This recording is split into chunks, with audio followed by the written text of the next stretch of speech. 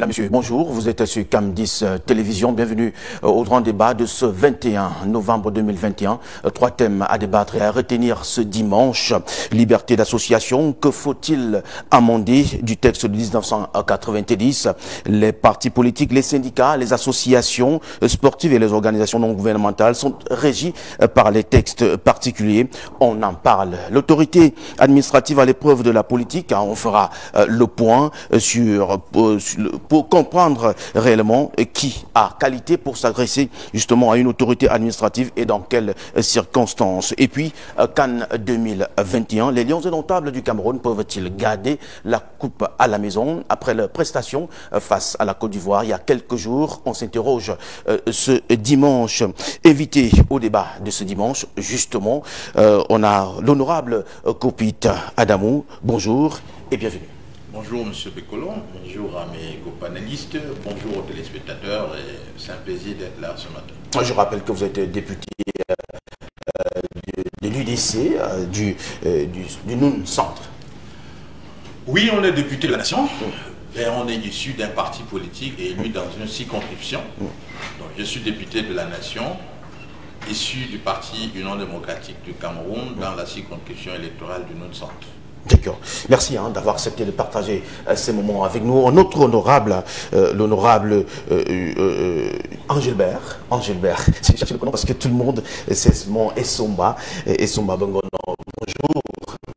Bonjour. Comment vous allez? Ça va bien, merci. Bienvenue. Merci de votre invitation. Je salue vos nombreux téléspectateurs. C'est la première fois que je viens dans ce studio, magnifique studio, d'où vous émettez. J'espère que je serai à la hauteur de leurs attentes. Je salue tous les chrétiens qui vont, en ce dimanche, malgré l'amorosité du temps, rendre grâce et louer leur Dieu. Et qu'ils le fassent en pensant au Cameroun, qui a besoin de beaucoup de nos prières. D'accord. Comment se porte l'AMOFO à Konon? Oui, l'AMOFO à Konon se porte comme le Cameroun, c'est-à-dire en régime Covid. C'est pas évident. C'est un département qui est enceinte d'une formidable énergie de développement qui ne demande qu'à être libéré sans douleur. L'effort que nous autres représentants de la nation faisons, c'est d'instruire, informer largement nos concitoyens qui habitent ce fantastique département en leur présentant les atouts dont ils disposent de façon réelle et en leur donnant les idées qui peuvent aider à mettre en convergence de ces atouts pour que le développement soit rapide et durable. Donc, je les salue d'ailleurs à partir de votre studio et comprendons que, comme je leur avais dit hier, que nous sommes effectivement ensemble et que grâce à Dieu, nous sommes debout. Merci, honorable. Et puis Jean-Paul Akono, ancien coach des Lions indomptables du Cameroun. C'est une figure qu'on ne présente plus, mais on va quand même le faire puisqu'il fait honneur d'être avec nous ce dimanche. Jean-Paul Akono, bonjour. Bonjour Alfred, très honoré de votre invitation. Merci. Comment vous portez? Oui, je me porte bien. Je me porte très bien. Avec vous, on aura justement, on aura besoin de vous pour parler justement de la CAN 2021 avec cette prestation de Lions indomptables et que si le Cameroun pourra garder le trophée à la maison. Mais avant, on va aller du côté de la régie, on va prendre un élément avant de vous retrouver. À tout de suite.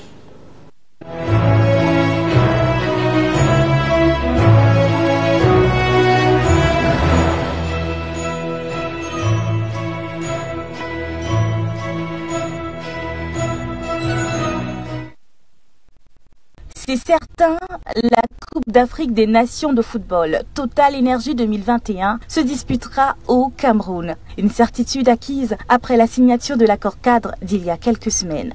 Sommes-nous prêts? Sur le plan des infrastructures, incluant les stades, les aires de jeu, les lieux de séjour et routes, il se peut bien. Mais qu'en est-il donc de nos toilettes? Question quelque peu décalée, mais d'une importance capitale. Car à Yaoundé, ville qui va accueillir 2 poules, trouver des toilettes publiques parmi celles qui sont encore fonctionnelles relève d'un réel parcours du combattant. Fois tu peux pas avoir peut-être les finances en toi, mais il faut que tu te mettes à l'aise, peut-être pour pisser. Il faudra peut-être que tu trouves une poubelle ou peut-être un endroit isolé, il faut te mettre à l'aise. Ouais, donc je pense que ce n'est pas vraiment... Parce que toute chose ici est payante. Même il faut te mettre à l'aise, il faut payer. Bon, oui, quand ça me prend, je peux soulager. Aller lire un bac à dur. À Yaoundé, il vaut mieux ne pas avoir envie de se soulager. Quand bien même l'appel de la nature se fait pressant, il vous faudra être à proximité des salles d'eau, quel que soit leur aspect. Car une fois dans ces mètres carrés de sanitaire à l'hygiène douteuse, il vous faudra endurer l'épreuve des odeurs, en plus de tout le reste. Nous sommes au lieu dit Pont de la Gare, en contrebas du marché Mfundi, où Willis tient les comptes d'une toilette publique. Et le plus dur pour lui reste le combat contre les mauvaises habitudes. Je reçois au moins une centaine. Ils ne veulent pas laisser les toilettes propres. Donc verser de l'eau après avoir utilisé les toilettes.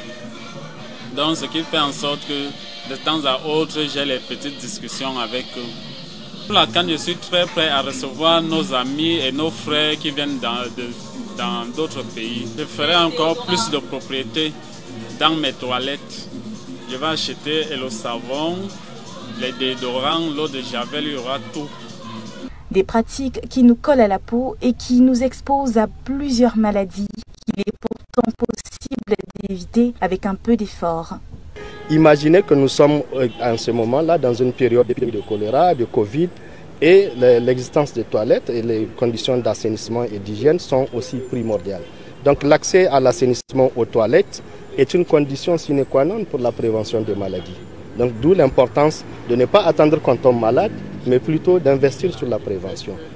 2 jours après la célébration de la Journée mondiale des toilettes, la question reste posée. Qu'est-ce qui est fait pour l'assainissement de nos toilettes à l'approche de la compétition sportive? Le ministère de l'Eau et de l'Énergie qui a porté cette célébration à son plan d'action de concert avec la communauté urbaine. Pour le moment, les 360 communes qui vont bénéficier des toilettes attendent. L'étude est en cours. L'étude est en cours. Je ne peux pas vous donner un échéancier maintenant. C'est lorsque les études seront finalisées que peut-être que la période de la CAN pourra facilement intégrer la fin de cette étude.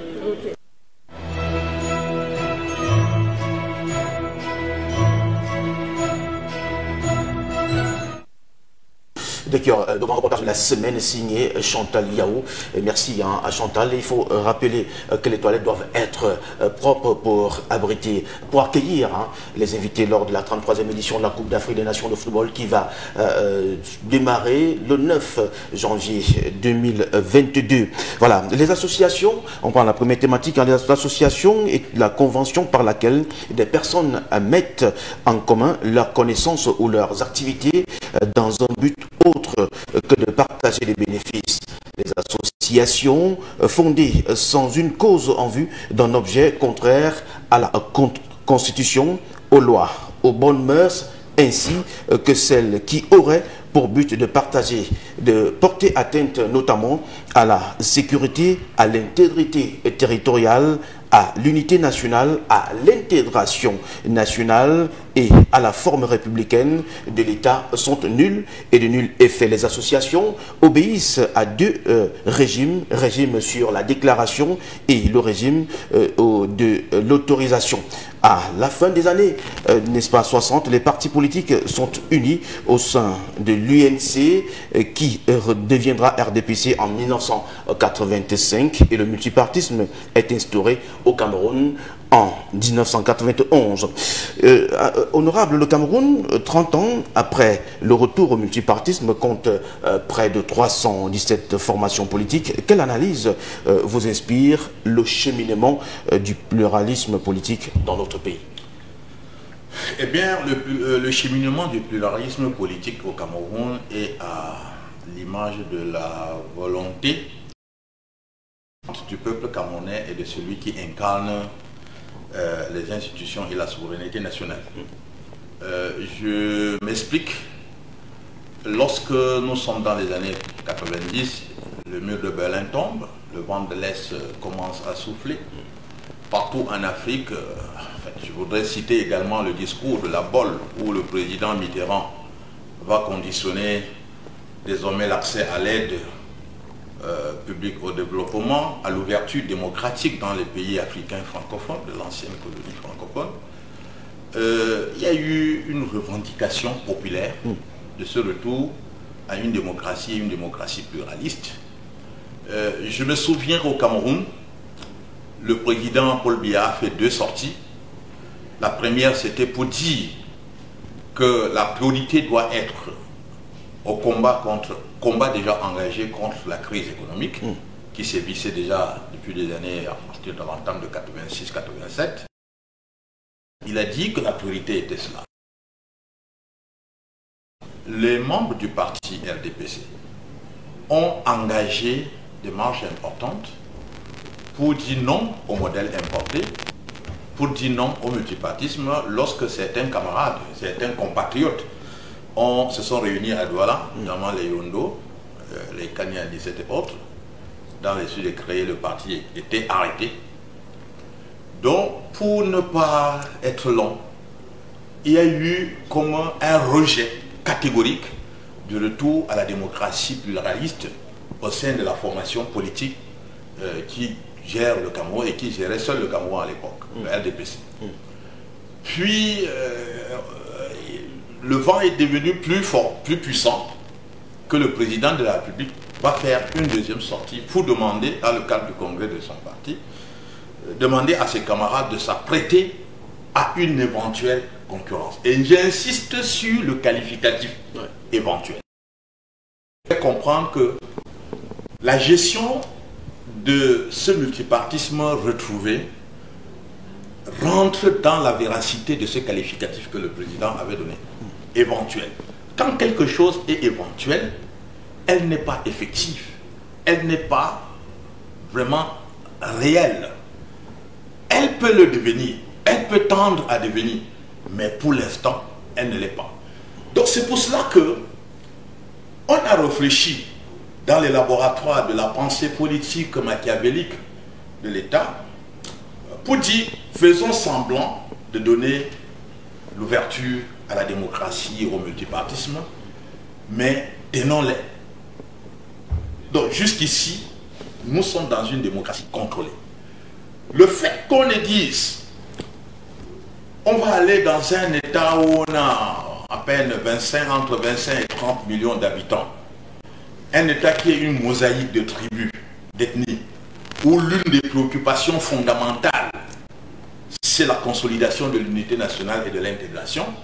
On va dire, pour montrer que nous sommes vraiment dans ce qu'ils ont demandé de faire là, on va faire que on est même 1000 partis politiques. Et quand on dit il n'y a pas de démocratie, on vous dit non, mais regardez, nous avons 317 partis politiques. Ce n'est pas le nombre qui fait la qualité.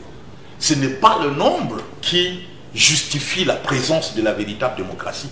Or, ce nombre est allé dans le sens de la politique de diviser pour mieux régner. Et donc, c'est ça.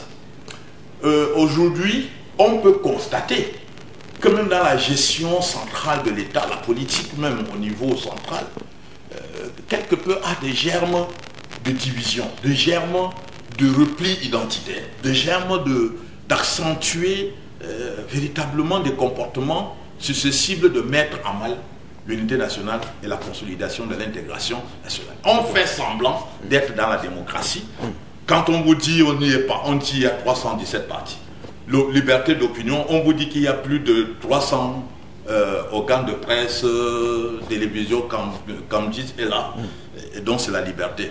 La réalité de la liberté, c'est de faire comprendre aux gens que sur ce qui reste de fondamentaux, comme la fondation, comme la constitution, comme le code électoral, on doit pouvoir montrer la capacité de pouvoir à intégrer les autres dans l'orientation de ces deux lois fondamentales. D'accord, honorable, je reviens à vous, à le temps de passer la parole également à l'honorable Engelbert, n'est-ce pas? C'est la même question. Quelle analyse vous inspire aujourd'hui sur le cheminement du pluralisme politique dans notre pays? D'abord, il faut constater que ceux qui en sont les vrais moteurs ne sont pas très nombreux. Et malgré toutes les bonnes intentions, ce n'est pas par décret qu'on fait d'un pays une démocratie. Une démocratie, c'est d'abord des démocrates. Alors la bonne question, c'est est-ce que nous avons des démocrates? Ou alors nous avons des gens qui sont soucieux d'incanter, n'est-ce pas? Juste pour la formule et la rhétorique. Non, je crois que la réalité montre que nous sommes allés en politique comme à une certaine époque. On allait au football. Vous savez, au Cameroun, l'argent, si vous cherchiez l'argent du Cameroun, il fallait le trouver dans les équipes de football. Aujourd'hui, il n'y a plus l'argent dans le football, l'argent est parti dans les partis politiques. Parce que les gens pensent que c'est des sources de positionnement, ça crée des rentes de situation. Et vous voyez très bien que sur 300, vous avez parlé de 317 partis politiques, il y a à peine 7 qui sont représentés à l'Assemblée nationale. Vous pensez que les autres, ils n'ont pas la possibilité d'être à l'Assemblée nationale parce qu'ils sont moins partis politiques? Que non. Mais faire fonctionner un parti politique coûte extrêmement cher. C'est ce que les gens doivent d'abord savoir. Il ne suffit pas seulement de dire je suis démocrate, je veux créer un parti politique pour donner un contenu à la notion de démocratie au Cameroun. Donc ça, c'est ma première observation. La deuxième, c'est que la volonté d'aller vers plus de démocratie, vers plus de pluralisme et vers plus d'expression des libertés individuelles et collectives du président Biya n'a jamais été démenti. D'ailleurs, vous avez bien vu que M. Koupouit a relevé ce qui, de son point de vue, semble être une discordance d'analyse ou d'approche entre le président et son parti. Alors qu'en réalité, le président de la République, quand il s'exprimait, ne s'exprimait pas comme le président d'un parti, il s'exprimait comme le président de tous les Camerounais, qui écoutent également les aspirations de ceux qui, à l'époque, lui disaient « Nous, on ne veut pas entrer dans ton parti, nous voulons créer les nôtres ». Le résultat, c'est la loi de 90 qui donne la possibilité, effectivement, d'y aller. Et les choses, le Cameroun ne vit pas en vase clos. Moi, je ne reçois pas ce que M. Mitterrand a dit à l'époque comme une directive prescrite à des chefs d'État, notamment en ce qui concerne l'aide publique au développement. D'ailleurs, si vous entrez dans l'analyse de la structure de cette aide publique au développement, vous verrez que le travail des Camerounais génère plus de richesse que l'aide publique au développement. Et c'est pour cela qu'en bon nationaliste, en bon patriote, le président a toujours mis l'accent sur le travail des Camerounais. Et si vous vous souvenez d'un sommet France-Afrique qui a eu dans les îles Pacifiques, je me souviens que la France, le président Mitterrand avait posé la fameuse exception culturelle française, francophone. C'est-à-dire que tout le monde devait s'aligner derrière un modèle culturel francophone dont la France aurait été le porteur. Le président Biya est parti avant la clôture générale du sommet parce qu'il a dit au président François Mitterrand que malheureusement pour lui, le Cameroun, lui, est un pays qui a deux expressions culturelles fortes dont il a... Le français. Voilà, le français et l'anglais. Et je me souviens, c'était une interview de votre confrère Charles Ndongo, ici à l'aéroport, en lui demandant, mais monsieur le président, il dit oui, mais attendez, le Cameroun n'est pas que francophone, le Cameroun est un pays bilingue et nous avons l'ambition de nous améliorer dans notre maîtrise du bilinguisme, dans notre maîtrise des substrats culturels dont nous avons hérité de la colonisation. Donc moi je pense que l'expression plurielle ou pluraliste du point de vue de la politique s'est beaucoup améliorée au Cameroun. Il vous a dit qu'il est député de l'UDC. J'espère qu'il va vous dire également depuis quand l'UDC aux affaires dans le Noun. L'UDC est l'un des laboratoires de la vivacité et de la vitalité de l'expression démocratique au Cameroun. Vous savez que dans le département du Noun, le RDPC a l'opposition depuis 1990, vous le savez. Voilà. Voilà. Donc, ça ne date pas d'hier. Ça veut dire que lorsque, quand le président Biya parlait d'éventuelle concurrence, il ne parlait pas de décréter, lui, la concurrence. Éventuelle voulait tout simplement dire que vous pourriez avoir en face de vous des gens si redoutables, si puissants dans leur façon d'exprimer leurs idées, de structurer les idées des Camerounais, que vous pourriez être à l'opposition. C'est le résultat là qui se trouve aujourd'hui dans le cas de l'UDC. De l'UDC dans le Noun. Parce qu'effectivement, Vous voyez que le RDPC là-bas, et je vous assure que nous avons des machines dans le nous. Mais ces machines ont en face d'elles un parti structuré, un parti qui a une ligne, un parti bien organisé, un parti qui a eu un leader, qui a formulé un certain nombre de demandes de la société qui correspondent à ce qu'une certaine partie des Camerounais ressentent. Donc il faut faire très attention. Moi je ne suis pas de ceux qui pensent que le président Biya peut, par décret, décider chaque vendredi quelles sont les étapes ou les niveaux de parcours que nous devons franchir pour dire que nous sommes démocratiques. Non, c'est nous-mêmes, Camerounais, qui devons nous approprier la démocratie et en faire une réalité vivante. Et je conclus sur ce propos-là. Et il fait bien de le relever. Vous avez bien vu que depuis à peu près 2 ou 3 ans, la vraie menace contre la démocratie au Cameroun, ce n'est pas le régime, ce n'est pas le gouvernement, ce n'est pas le président Biya, mais c'est le repli identitaire dont il parle. Vous avez même vu un leader a écrit un récent livre où il nous demande chacun de rentrer chez soi, n'est-ce pas, et d'abandonner le projet national que chaque parti, y compris l'UDC, porte en son sein comme idéal politique. L'UDC a un idéal de construction d'une conscience nationale. L'UDC a un projet de construction d'un Cameroun national, d'une identité nationale. Le RDPC également. La plupart des partis politiques, les 317 dont vous avez parlé, j'ai parcouru quelques statuts, je vous assure, tous sont dans le projet national. Le seul parti qui nous dit récemment que c'est une découverte, et pour eux, ils ont découvert le Cameroun, c'est que non, abandonnons le projet national, revenons à un projet communautariste, alors que la seule communauté qui était l'objet de fixation en termes d'idéal politique, c'était la communauté nationale. Donc il faut faire très attention, parce que la menace contre la démocratie pourrait venir de là où on s'attend le moins. D'accord. Jean-Paul Akono, le Cameroun est-il dans une démocratie contrôlée? Ben, qui contrôlerait cette démocratie? Sinon que je pense que suivi, il faut bien que quelqu'un contrôle, sinon nous serions dans l'anarchie. C'est pour cela qu'il y a un président de la République qui est élu, c'est pour cela que les députés sont élus, et c'est pour cela qu'il y a certaines institutions qui contrôlent justement la bonne marche, n'est-ce pas, de la démocratie et son insertion, n'est-ce pas, dans la vie quotidienne des Camerounais, pour qu'il n'y ait pas de dérapage, pour que l'on ne profite pas, parce que il y a plusieurs partis politiques pour justement nous ramener très loin en arrière. Non, je crois qu'il faut bien. Et dans le sens que tous les Camerounais, n'est-ce pas, souhaitent que la démocratie soit dans notre pays. D'accord. Honorable Koupi, quelle est la valeur aujourd'hui du principe de la liberté d'association? Merci. Je suis très d'accord avec mon entraîneur préféré, M. Jean-Paul Akono. Ce qu'on doit redouter, ce n'est pas le contrôle de la démocratie.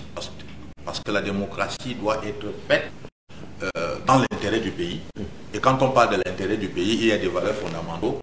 C'est pour cela que les valeurs fondamentales, c'est pour cela que ce que l'honorable Essomba venait de dire, ce n'est pas, c'est quelque chose qui est inscrit dans la loi. La loi fondatrice même du multipartisme. Vous ne pouvez pas, dans vos tests internes, vous ne vous attaquez pas à l'unité nationale. Vous ne vous attaquez pas à l'intégration, ainsi de suite, des valeurs qui sont des valeurs cardinales de la nation. Donc, le contrôle de la démocratie, comme l'entraîneur venait de dire, c'est une chose normale à travers des institutions compétentes. Donc, en premier le chef de l'État qui incarne la nation. Il doit pouvoir contrôler qu'elle ne se fait pas pour les intérêts des groupes ou des individus, mais qu'elle se fasse pour l'intérêt du pays. Mais ce qu'on doit dénoncer, c'est la démocratie dirigée. C'est de ça qu'il est question.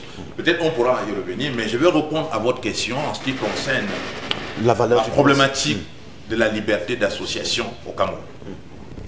La liberté d'association au Cameroun est régie par la loi 90/053 du 19 décembre 1990 Dans cette loi-là, nous, à l'Union démocratique du Cameroun, nous l'avons réfléchi parce qu'elle est déjà vieille de 31 ans aujourd'hui, de trouver que cette loi mérite d'être complètement relue dans ses dispositions, certaines de ses dispositions pertinentes. Malheureusement, vous l'avez constaté, si je m'en tiens seulement aux 3 dernières années, en 2019, on est venu modifier cette loi, le même article 5 alinéa 4, pour ajouter au champ d'exception des organisations qui devraient être régies par des lois spécifiques, les organisations non gouvernementales. En 2000, on est venu modifier le même article alinéa 4, cette fois-là pour ajouter du même champ des exceptions les associations à caractère artistique et culturel. Nous sommes en 2021, le ministre de l'administration territoriale venait d'être encore devant l'Assemblée nationale pour modifier le même article 5 alinéa 4, cette fois-ci pour ajouter au champ d'exception les organisations interprofessionnelles qui doivent faire l'objet d'une loi spécifique. On a également adopté par ailleurs avec ce qu'on a relevé là-dedans comme dysfonctionnement. Ce qu'il faut dire, nous à l'UDC, nous avons clairement fait comprendre que le vrai problème de cette loi se retrouve dans ces dispositions de l'article 7. Si on peut laisser d'autres choses sur lesquelles on peut vraiment revenir. L'article 7 oblige, en ce qui concerne la procédure, la déclaration, vous avez cité dans l'introduction, il y a les associations qui sont sous le régime de déclaration, celles qui sont sous le régime d'autorisation, notamment les associations étrangères ou à terre religieuse. On n'a pas de problème à cela. Mais je dis, quand vous voulez créer une association qui est sous le régime de déclaration, on vous oblige d'aller chez le préfet. C'est le préfet. Vous déposez le dossier chez le préfet et tout ce qui est dit, si le dossier est complet, on devrait immédiatement vous réduire le récépissé. Ça, c'est l'affaire. Donc, nous, on dit ça pose un problème fondamental parce que le Cameroun est à l'ère de la décentralisation. On ne peut plus, monsieur l'honorable Essomba est de la même foi, si je me trompe, oui. Mais on ne peut pas dans ce département, lui il est en Banco. Il veut déclarer l'association, il faut qu'il parte en Goum. Il faut qu'il parte en Goum, voir le préfet, ainsi de suite. On a dit non, ramenons cette histoire au niveau de la sous-préfecture, qui est l'unité, l'autorité administrative la plus proche du siège de l'association convoyée, et donc qui est supposé maîtriser même mieux les porteurs du projet de l'association qu'on veut déclarer. Alors, il y a ça. Il y a bien d'autres choses comme l'interdiction ou une association formellement reconnue par l'État de recevoir les dons ou de legs ou de subventions. On ne peut y avoir ça que si on est dans le régime, si on est une association non gouvernementale reconnue par le chef d'État. Donc nous disons non, si on reconnaît une association déclarée, mais donnons-lui la possibilité, n'est-ce pas? Pourquoi on devrait interdire, que cela ne soit plus réservé. Pourquoi on peut interdire une association de jeunes visant la promotion de sport et que leur père, entraîneur, Jean-Paul Akono, veuille leur faire un leg? On dit non, c'est interdit. C'est interdit que tu le fasses. Ils ne doivent recevoir ni de l'État, ni de personnes privées. Pourquoi? Pourquoi cela? Donc nous disons, voilà, c'est que pour nous, de manière résumée, pour nous, à l'UDC, voilà ce qui fait problème. Or, chaque fois quand le gouvernement veut venir retoucher cette loi-là, c'est seulement l'article 5, alinéa 4.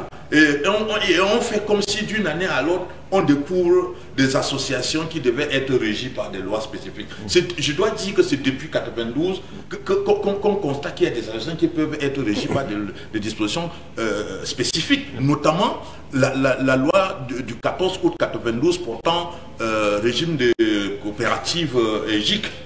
Parce qu'on avait dit coopérative, les gens ont créé des coopératives d'épargne et de crédit dont le ministère de tutelle, notamment le ministère de l'Agriculture et du Développement rural, n'avait pas de compétences requises pour contrôler. Mais à un moment donné, on a renvoyé cela et les a soumis à l'obtention de l'agrément du ministère qui est techniquement compétent en matière d'épargne et crédit, le ministère des Finances. On a fait ça en 1994.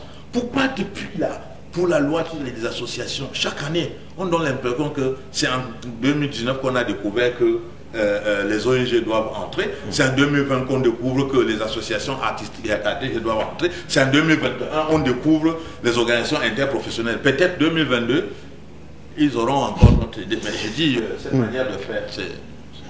Honorable Somba, que faut-il amender du texte de 1990 sur la liberté d'association? L'honorable parlait tout à l'heure de la disposition de l'article 7. Et vous? Écoutez, j'ai suivi très bien ce que dit l'honorable Koupitadamou, mais je dois, si je prends seulement l'exemple des associations artistiques et culturelles, dire que les motivations ne sont pas dénuées de fondement. Pourquoi on fait une loi particulière pour ces associations? Parce que jusqu'en 1990 et à partir de 1990, la culture est un secteur qui est là pour divertir la République.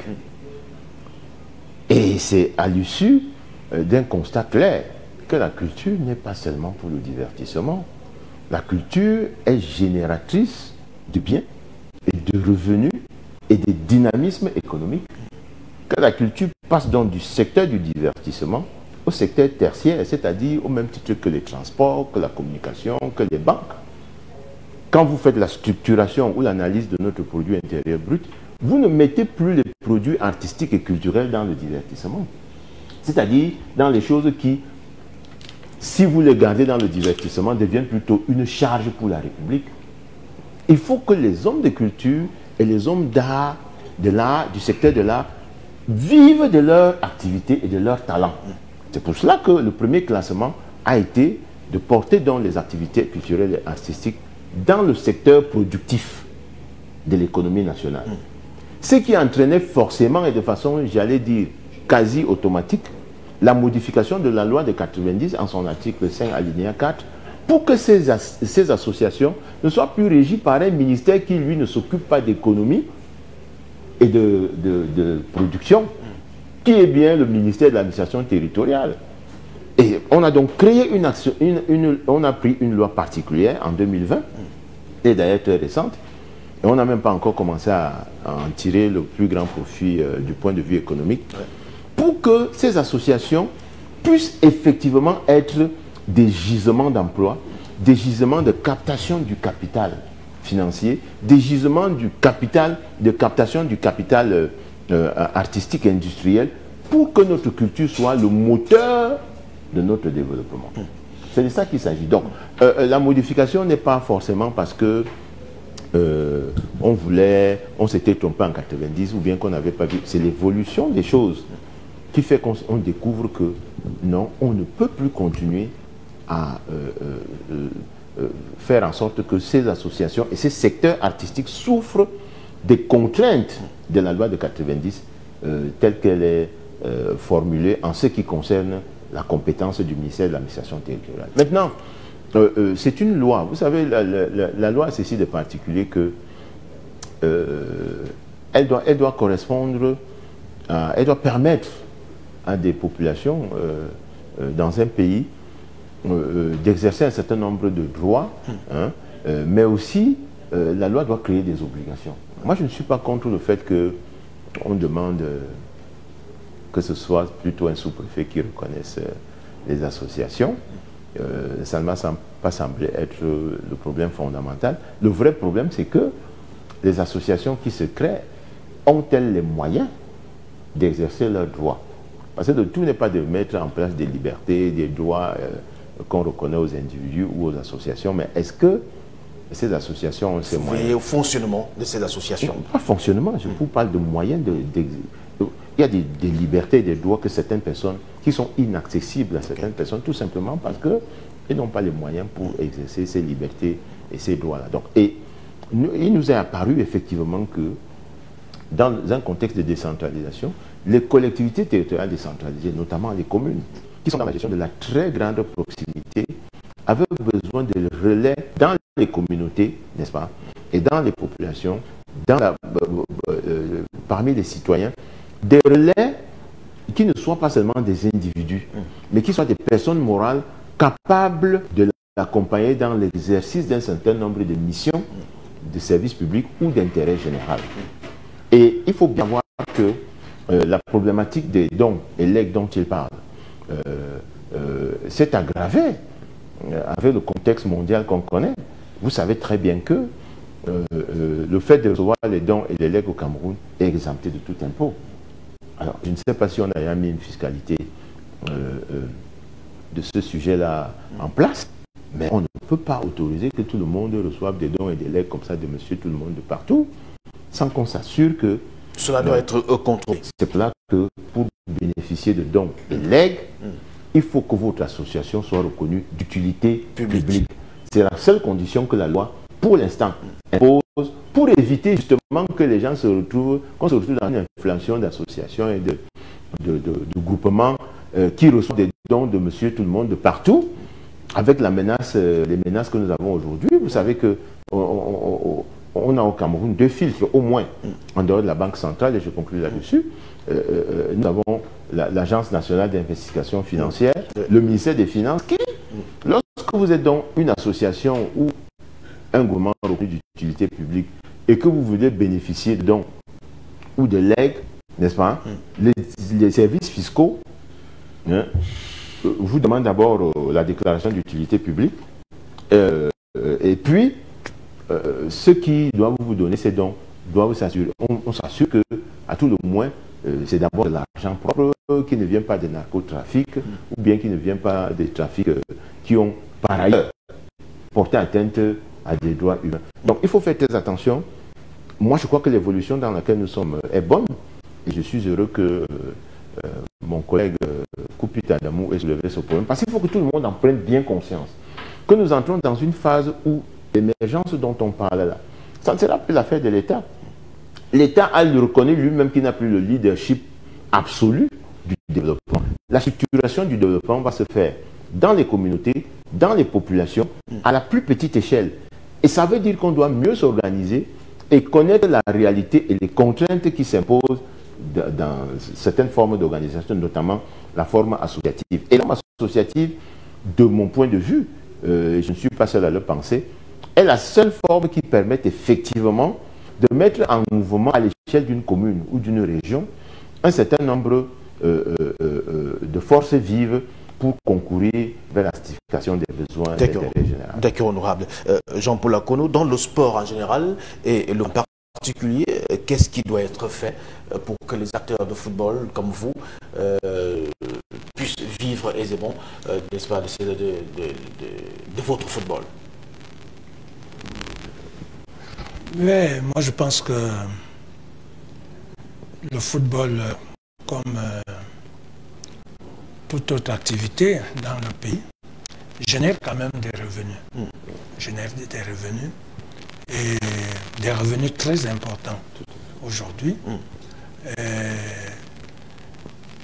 Et tel que c'est fait un peu, pas seulement au Cameroun, hein, un peu la plupart des pays africains, toutes ces ressources-là, n'est-ce pas, ne profitent pas aux acteurs, n'est-ce pas, qui en sont les promoteurs, les catalyseurs et tout. Donc, moi je pense que vous voyez toutes les batailles qu'on a aujourd'hui à gauche et à droite pour le contrôle de la gestion du football au Cameroun.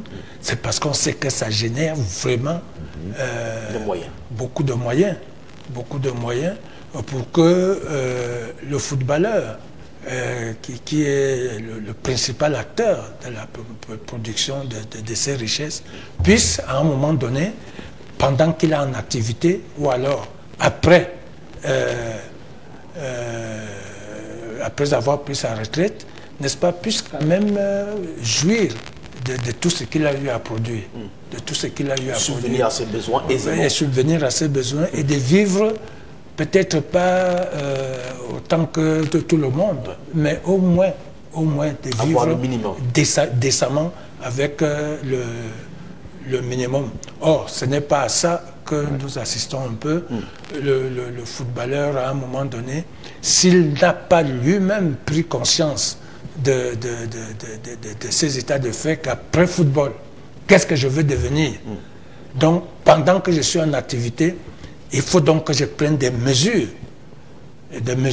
Or, ça devrait justement être déjà contrôlé pour que nous n'en arrivions pas au stade où vraiment les acteurs, les sportifs, après leur retraite, et parfois même ceux qui sont encore en pleine action, en pleine activité, n'est-ce pas, vivent comme un peu des gens qui ne produisent pas beaucoup, mais que ça profite beaucoup plus à d'autres. Donc moi je pense que... Il ne faudrait pas catégoriser les footballeurs ou les acteurs du football. Il faut que tout le monde... Oui, si tu permets que j'aille dans la même direction que coach, senior coach. Ce que le senior coach est en train de dire est fondamental. Si vous prenez seulement... si vous faites l'analyse du produit intérieur brut, c'est-à-dire la richesse nationale, vous prenez la part des sports. Vous voyez que pour produire la quantité de richesse dans la nation, le sport ne reçoit pas autant. Je ne sais pas si on se comprend. Ça veut dire qu'ils produisent une richesse dont ils ne bénéficient pas assez dans la répartition. Or, la logique économique de base voudrait que vous puissiez récupérer au moins ce que vous avez mis. Moi, je vous pense seulement au cas des matchs. Quand vous voyez les matchs, par exemple, ici au stade Amadou Ahidjo, quand vous regardez la fiche de répartition des recettes d'un match de football, mais c'est scandaleux de voir ce qui revient aux deux équipes qui ont joué. Je ne sais pas si on se comprend. Donc, vous voyez très bien que l'argent qui est mis dans ce secteur, qui est l'un des secteurs les plus dynamiques au Cameroun, c'est-à-dire que le secteur du sport, et vous avez vu comment le mouvement associatif est allé même là-bas, j'allais dire, en se délitant. On a même vu que le mouvement associatif est allé tellement loin que aujourd'hui, une seule équipe de football peut bloquer toute une fédération et tout un mouvement national. Vous avez très bien vu que le football, ces 10 dernières années, c'était beaucoup plus dans les tribunaux, le TAS, les chambres de conciliation et autres. Pour dire qu'il y a quelque chose là-bas que le senior coach est en train de vouloir relever, c'est que les ressources générées par le football ne sont pas à la hauteur des efforts qui sont fournis par les acteurs du secteur des sports en général. Parce que vous allez voir que même quand vous prenez dans la fiche de répartition des recettes, il y a une rubrique où on dit que sur un match de football, on doit prendre, je crois, 5% pour le développement des autres sports. Mais les autres sports n'ont jamais eu cet argent. Je vous pense seulement au cas de nos compatriotes, l'équipe nationale de volleyball, qui nous a ramené cette année encore le titre de champion d'Afrique. Le matin où ces filles allaient en compétition, moi je les ai vues parce que le président de la fédération de volley, M. Serge Abouem, est un collègue, un ami, mais ils sont allés sur un emprunt. C'est-à-dire que pour que ces filles voyagent, on a emprunté de l'argent. Ce qui n'est pas normal. Ce qui n'est pas normal. Et quand elles sont revenues, pour qu'on leur donne même ce qu'elles auraient dû recevoir. C'est-à-dire que la prime qu'on donne à la personne qui a eu la médaille d'or, c'était un problème. C'est pour ça que les problèmes d'organisation viennent donc plomber un secteur qui avait déjà réussi à atteindre un certain niveau de vertu en termes d'organisation associative. C'est-à-dire qu'on est allé le plus loin possible dans les organisations et le mouvement associatif sportif, mais on s'aperçoit que c'est devenu plutôt, j'allais dire, le mouvement un effet pervers, parce qu'effectivement, le footballeur ne voit rien venir, le handballeur ne voit rien venir, le volleyeur ne voit rien venir, mais qui voit donc quelque chose venir pourrait se poser. Et moi, ça c'était la parenthèse. C'était vraiment la parenthèse que je vais refermer très rapidement. D'accord. Honorable Koupit, le texte de 90 est-il taillé sur mesure? Bon, taillé sur mesure, bon, pas autant que les autres, hein, notamment les textes de la même année qui régit la réunion publique et manifestation publique ou la création des partis politiques. Ben, ici, on peut dire... c'est un peu taillé sur mesure, mais pas une mesure de politique politicien. Je comprends maintenant, à travers l'exposé de l'honorable Somba, la peur qui anime l'État, de voir qu'on peut laisser les gens recevoir de l'argent, ça devient un circuit qu'on pourra difficilement contrôler, blanchiment et autres financements terroristes. Bon, je pense que ça ne justifie pas ça. Cette peur n'a pas sa raison. Parce que ce n'est qu'à ce niveau qu'on peut comprendre que la loi a été taillée sur mesure, mais une mesure qui cette fois-ci me semble, selon la raison l'argumenté qui est sorti, est une raison d'État. Parce que si on a peur des financements qui viennent pour des objectifs non véritablement maîtrisés, c'est que c'est la peur, c'est pour immuniser l'État. Bon, et nous disons que ça n'a pas véritablement de sens. Ça n'a pas de sens. C'est également cette peur qui soumet les associations à caractère religieux au régime d'autorisation. Si vous voulez créer une association qui fait dans le secteur religieux, ça doit être autorisé par décret du président de la République. Bon, moi je dis que donner la possibilité aux associations de jouir de la politique de la décentralisation en faisant les déclarations auprès de l'autorité administrative la plus proche, qui est le sous-préfet. On l'a dit, par exemple, pour l'authentification des diplômes. Avant, c'était le gouverneur, tout ça, le préfet. Aujourd'hui, je pense qu'ils ont compris la pertinence parce que, même en termes de nombre, les sous-préfets, les préfets et les gouverneurs sont assiégés. Et on a donné ce pouvoir-là aux sous-préfets aujourd'hui. Donner le même pouvoir aux sous-préfets de reconnaître, de connaître de la déclaration des associations. Ensuite, laissons cette peur-là.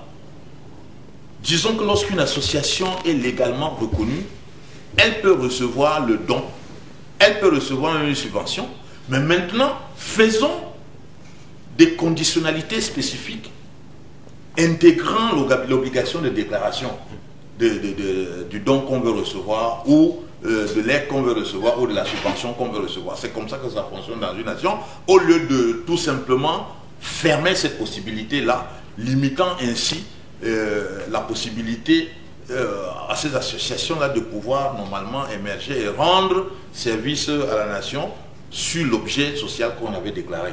Pour moi, ce n'est que ça qui constitue des dispositions qu'on peut dire taillées sur mesure, mais la mesure n'est pas la mesure politicienne, comme c'est le cas pour les autres lois qui consacrent les libertés dans les années 90, mais c'est une mesure de prudence étatique. Nous disons tout simplement que cette prudence-là ne tient pas. Quand on veut faire quelque chose, on a fait un peu la comptabilité, c'est le principe de partie double. À chaque chose, il faut savoir quel est l'actif et le passif. Si le passif pèse plus que l'actif, il ne faut pas le faire. Ça veut dire que le solde est négatif. Donc on se dit que la peur d'avoir des financements non contrôlés, susceptibles de nuire à la sécurité ou à la stabilité de l'État, ne se justifie pas. C'est contrôlable, mais par contre, fermer la possibilité d'avoir des richesses, donnant ainsi le moyen à ces associations de mieux se déployer, pour nous, ça pèse plus que la peur que l'État D'accord, on va sortir un peu de cette thématique, mais l'apport des partis politiques aujourd'hui est-il décisif dans l'animation, n'est-ce pas, de la vie politique? Oui, bon, je voudrais d'abord donner un détail. Allez-y. Hein. Pour dire que actuellement, aucune association n'est interdite de recevoir des dons ou des financements. Hein. C'est interdit la loi. Non, la seule chose qu'on vous demande, la seule chose qu'on demande à l'association, c'est que son objet soit déclaré d'utilité publique. C'est tout. Pour arriver à ça, déclarer d'utilité publique. C'est votre activité. C'est vous qui déclarez votre objet social. Vous dites, je suis association des handicapés moteurs.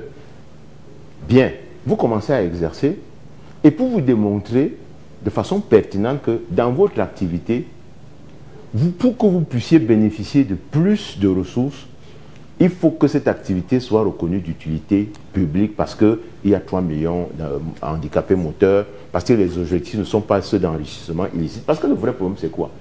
C'est que les dons et autres, c'est des subventions. c'est des choses qui ne résultent pas de votre activité, qui résultent de l'activité d'autres personnes qui ont intérêt à ce que lorsqu'ils vous envoient ces dons et ces subventions, qu'ils puissent même en bénéficier en termes d'abattements fiscaux. Dans beaucoup de pays, c'est comme ça que ça fonctionne. L'autre contrainte que nous avons et que l'honorable n'indique pas, c'est que nous sommes dans la zone franc. Il faut le savoir. Si vous voulez recevoir de l'argent étant dans un pays de la zone franc, d'un pays qui n'est pas membre de la zone franc, c'est extrêmement compliqué. Ce n'est même pas une loi nationale. Vous comprenez? C'est les accords monétaires qui vous interdisent même de mobiliser hors zone franc. Et si vous voulez mobiliser hors zone franc, c'est à des conditions extrêmement difficiles. C'est ça qui pose donc le problème de... Vous connaissez le débat sur la souveraineté monétaire, où certains disent que nous devons sortir de ces accords, précisément pour pouvoir...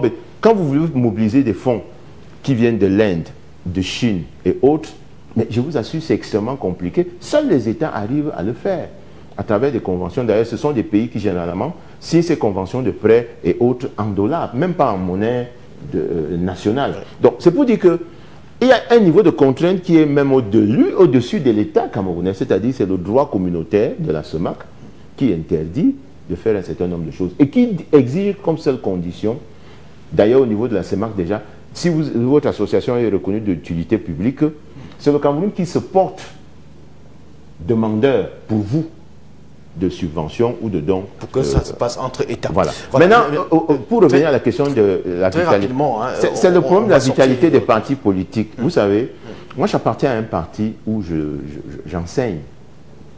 Je suis parmi les formateurs dans ce parti politique-là. Et j'enseigne le militantisme. Le militantisme, ce n'est pas la gesticulation. Vous comprenez? Je vous ai parlé du lycée tout à l'heure. Quand vous voulez avoir un parti sérieux, puissant, efficace, structuré, discipliné, il faut tenir les réunions statutaires, les réunions d'animation du parti. Vous ne pouvez pas avoir un parti où les gens s'écharpent, s'étripent matin, midi et soir, gesticulent, et vous pensez que vous êtes dans la vitalité. Non, la vitalité se mesure à votre capacité à tenir ces réunions statutaires. Et chaque statut dit le nombre de réunions qu'on doit tenir par an, par mois, par trimestre, ainsi de suite. D'accord, honorable. Et je vous assure que les partis qui fonctionnent comme ça sont ceux qui gagnent les élections. D'accord, merci. On va sortir de cette thématique, on va aller du côté de la régie, prendre la transition pour passer à la deuxième thématique de la journée. À tout de suite.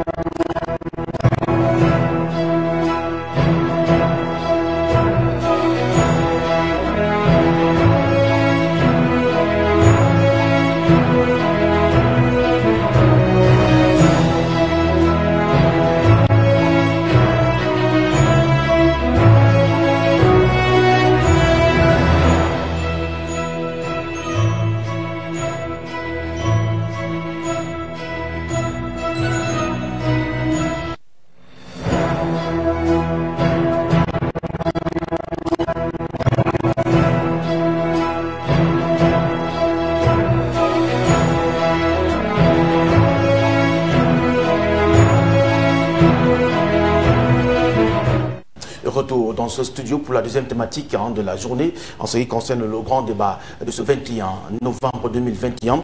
Avant de passer à la deuxième thématique, on va dire bonjour et saluer l'arrivée en studio, n'est-ce pas, de Olivier Mbele. Olivier Mbele, bonjour. Bonjour. Bonjour, merci pour l'honneur et l'invitation que vous me faites. C'est un honneur et un plaisir d'être ici dans ce magnifique studio de Camdi TV. C'est la première fois. J'en suis très honoré. D'accord, je rappelle que vous êtes journaliste et directeur de publication du journal Le Courrier. Comment se porte votre journal, très rapidement?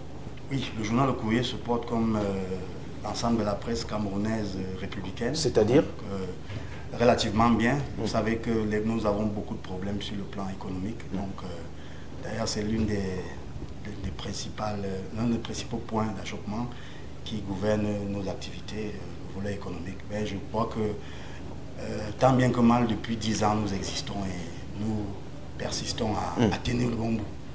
D'accord. Deuxième thématique de la journée, la présidente de la section RDPC Ndé Nord a servi une demande d'explication au préfet du département du Ndé pour n'avoir pas assuré la sécurité lors du 39e anniversaire de la session du chef de l'État Paul Biya au pouvoir. Absence des mesures de sécurité lors de la célébration du 39e anniversaire de la session de Paul Biya à la magistrature suprême. Tel est l'objet de la correspondance adressée le 8 novembre dernier au préfet du Ndé par la ministre de l'Habitat et du Développement urbain. Frappé du sceau de confidentialité, le document circule pourtant dans les réseaux sociaux et suscite la polémique. Alors, je vais rester avec vous. La politique a-t-elle le dessus sur l'autorité administrative aujourd'hui, directeur de publication? Oui, écoutez, Madame Ketia Cortès nous a souvent habitués à bien mieux. Mais je pense que cette correspondance vient, n'est-ce pas, jeter comme une sorte de discrédit sur l'autorité qu'elle représente, membre du gouvernement. Je pense que pour ce genre d'événements, on sait d'habitude que certaines dispositions sont prises pour l'organisation des pareilles cérémonies, mais je crois que elle aurait dû procéder autrement, même de manière informelle, saisir le préfet qui est quand même l'autorité compétente dans sa région, dans son territoire de commandement et qui représente le chef de l'État, saisir par des canaux informels et peut-être demander, solliciter des renseignements par rapport à ses préoccupations, de là prendre toute une correspondance avec les en-têtes du ministère qu'elle dirige pour s'adresser à une autorité administrative qui représente le chef de l'État. Je pense que c'était un peu fort de café. Donc je crois qu'elle aurait dû procéder autrement. Cela trahit un peu certaines attitudes anachroniques qu'on a souvent eu à décrier, qui mettent comme ça une sorte d'amalgame entre les fonctions administratives et celles du moins celles qui concernent le parti au pouvoir. Bon, ça nous ramène un peu des années-lumière en arrière, parce que, vous savez, la démocratie a ses exigences, et je crois qu'elle aurait dû procéder autrement, parce que, vous voyez, nous sommes dans une ère où tout est viral, et une fois la correspondance est sur la place publique, ça amène à avoir plusieurs interprétations.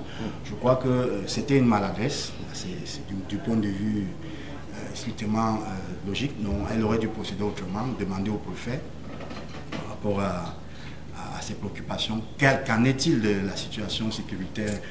On sait que d'habitude, il y a des dispositions qui sont prises par des autorités lorsqu'il s'agit d'organiser des manifestations comme celle-là, mais de là à prendre un acte officiel par une correspondance, je crois que c'était un peu osé.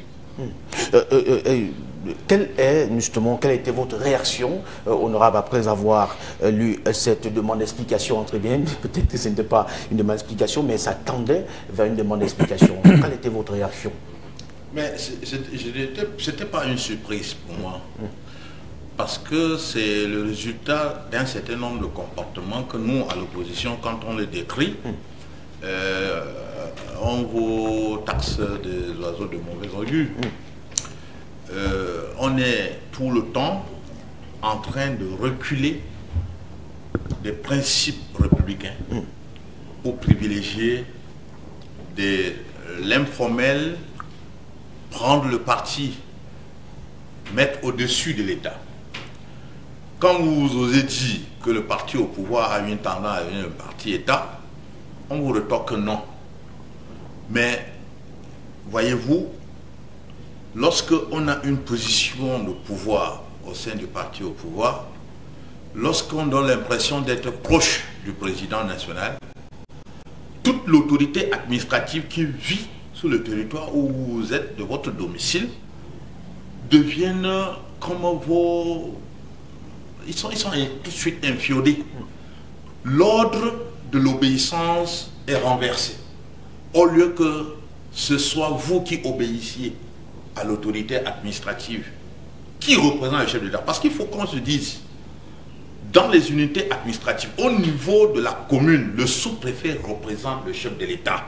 Quel est le ministre qui peut donner un ordre au chef de l'État? Quel est l'élu qui peut donner un ordre au chef de l'État? Quand vous allez au niveau du département, le préfet représente le président de la République. C'est pour cela qu'il est là et veille à la coordination des activités de représentants de tous les services déconcentrés des autres ministères, de tous les ministères. Au niveau de la région, le gouverneur, c'est la même chose. Mais regardez ce qui se passe en réalité sur le terrain. Parce qu'on se dit que le préfet, sa promotion va également dépendre du rendu que l'homme politique, qui semble être mieux écouté au niveau du comité central ou au niveau de la présidence, va faire. Ou alors, s'il ne fait pas bien, il craint que grâce à son dit, il peut avoir une promotion ou bien une disgrâce de chef de l'État. Alors finalement, l'ordre de l'obéissance change du camp.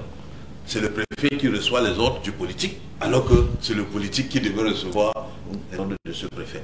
Donc voilà, je dis tout simplement, je n'ai pas été surpris parce que ça fonctionne comme ça. Je ne vais pas rentrer dans des exemples qui illustrent cela, particulièrement même dans le Noun dont je suis issu. L'autre surprise, c'est que simplement que peut-être il y a eu maladresse de la part de Madame la ministre, qui est l'un des ministres les plus actifs sur le terrain en termes de travail, parce que Madame Ketia Koutez, ça fait l'unanimité en ce qui concerne sa propension à l'activité, à travailler, à toujours penser. Mais comment comprendre que lui, il s'en sert de l'entête du ministère? Justement, c'est la question qu'il a posée. Donc c'est une maladresse criarde.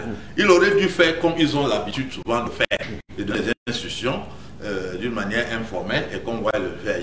Mais de là à s'accaparer tout simplement de l'entête d'un ministère, ou écrit au préfet et lui demander des explications pourquoi il n'est pas venu pour couvrir tel événement. Franchement, un événement qui ne rentre pas dans l'ordre des événements reconnus par l'État du Cameroun comme étant une fête institutionnelle. Sur la forme, honorable, est-ce normal que l'expéditrice utilise l'entête de son département ministériel? Pourtant, il s'agit justement d'une activité privée, comme le mentionnait l'honorable Kopi tout à l'heure. Ce qu'il faut comprendre, c'est que d'abord, ce n'est pas comme ça que ça fonctionne. Ça, c'est la première chose. La deuxième chose, c'est que même le président de la République ne s'est jamais adressé de cette façon à un préfet. Le président de la République, son parti, le RDPC, sont restés sur la concentration, l'affirmation de la primauté de l'État. L'État, c'est la thèse numéro 2, n'est-ce pas, après la nation, de la charte du RDPC. Ça veut dire que l'État est au-dessus des partis politiques. D'ailleurs, la Constitution est claire. Les partis politiques concourent à l'expression des suffrages. Ils se forment et exercent librement leurs activités dans le respect des principes de souveraineté nationale, de démocratie et d'unité. Je crois, je cite de mémoire. Pour nous, il n'y a même pas j'allais dire, on n'entre même pas dans l'examen du fond. C'est un malheureux événement qui ne doit pas se répéter, et c'est l'entourage de Madame le ministre que moi j'interpelle, que nous interpellons. Parce que un ministre ne rédige pas lui-même des correspondances. Vous comprenez? Un ministre a des conseillers techniques, un ministre a un cabinet, un ministre a un certain... Et vous me donnez l'opportunité plutôt d'interpeller nos amis et nos compatriotes du département du Ndé. Parce que c'est le contexte du Ndé qui rend sulfureux les rapports entre les élites, les responsables d'une part. Vous avez vu la réaction de M. Kwenje Thomas, je crois, quelques temps après, prenant j'allais dire, pratiquement 2 pages aussi pour soutenir le préfet et lui dire que ce que ma soeur fait là, vraiment, je te dis souvent que c'est elle le diable, tu vois, donc c'est elle le diable. Je dis, c'est le contexte d'une idée. Tu comprends, non? J'espère que ceux qui nous regardent comprennent très bien ce que je veux dire. Que ça ne se passe pas comme ça partout. Ça se passe un peu comme le DP disait tout à l'heure. C'est-à-dire que lorsqu'il y a pour une activité du parti dans une localité et qu'il y a des choses qui n'ont pas marché, en général, le chef de la délégation du comité central ou le responsable politique de plus haut niveau, en ce qui concerne le RDPC que je connais très bien, va vers l'autorité administrative, ils échangent, parfois même à huis clos, sans même que les gens soient informés. Et ça se passe entre vraiment en disant, ok, on va faire mieux la prochaine fois, c'est humain, ça arrive, ainsi de suite. Ça, c'est le premier. Le deuxième, c'est que l'autorité de l'État au Cameroun est exercée par le président de la République et le Parlement. Ça veut dire que nos amis, nos collègues, nos compatriotes qui travaillent dans les cabinets des ministres doivent tout faire. Tout faire. Et nous, au RDPC, nous avons tenu à faire en sorte que tous les présidents de section soient informés de ce qu'il faut faire. Ce qu'il faut faire, c'est quoi? C'est que ce qui s'est passé à Banganté ne doit pas se passer ailleurs, parce que ça affaiblit l'autorité de l'État. Et dès qu'on affaiblit l'autorité de l'État, on affaiblit l'autorité de la seule institution qui nous protège tous. Je ne sais pas si on se comprend. Exact. Donc, il ne faut pas que ce qui s'est passé là, qu'un président de section, fût-il ministre, s'adresse ainsi à un dépositaire de l'autorité de l'État. Parce que même le président de la République ne parle pas comme ça au dépositaire de l'autorité de l'État. Donc, moi je dis à ceux qui nous regardent et qui sont présidents de section, ne vous adressez pas comme ça à votre préfet. Quand vous avez un problème comme celui dont on parle, vous allez voir l'autorité, elle vous dit comment les choses se passent. Vous imaginez, on a vu dans d'autres situations où l'autorité traditionnelle est parfois très forte. On a cru voir des responsables d'autorité, dépositaires d'autorité traditionnelle au supplanter l'autorité de l'État. Quelles que soient les circonstances, je vous assure, Senior Coach parlait au début. Est-ce qu'il y aurait des sanctions dans votre parti qui est considéré entre guillemets comme parti d'État? Non, attendez que je vous explique. Ce n'est pas un parti d'État. Vous voulez un parti d'État, vous allez voir l'ANC en Afrique du Sud. Ça, c'est le seul parti d'État reconnu au monde. Bon, les notions de sciences politiques que j'ai font que tous les savants de la science politique sont concordants. On le dit, vu l'attitude. Ça n'a rien à voir. Je vous dis que ça, c'est un épiphénomène. En ce qui concerne le aide, vous ne trouverez personne du comité central jusqu'à la présidente de la République, ni au gouvernement, qui soutiennent ce que Madame le ministre de l'Habitat a fait. Ça peut arriver, c'est humain. Et je vous dis que pour nous, nous tirons la seule leçon que nous tirons, c'est une leçon de pédagogie. Pour dire aux autres présidents de section que, attention, vous ne devez pas, parce que en le faisant, vous affaiblissez l'autorité de l'État. Et Senior Coach a dit quelque chose à l'entrée de cette émission. Dès que l'État disparaît là, c'est l'anarchie. Vous comprenez, non? L'État ne doit pas disparaître. Nous devons tout faire pour que l'État reste fort. Et debout. Et debout. D'accord. Et parce qu'il a une mission principale, c'est la promotion de l'État de droit, qui doit donc garantir à chacun de nous la capacité d'exister. Imaginez un peu que... Et d'être en sécurité. Imaginez un peu les 58 préfets du Cameroun. Si on dit aujourd'hui que... Moi, je suis dans une circonscription où le préfet, le département a 4 sections. Le RDPC a 360 sections à l'intérieur. Imaginez que chaque président de section prenne son bic, n'est-ce pas? Pour un I, pour un A, pour un...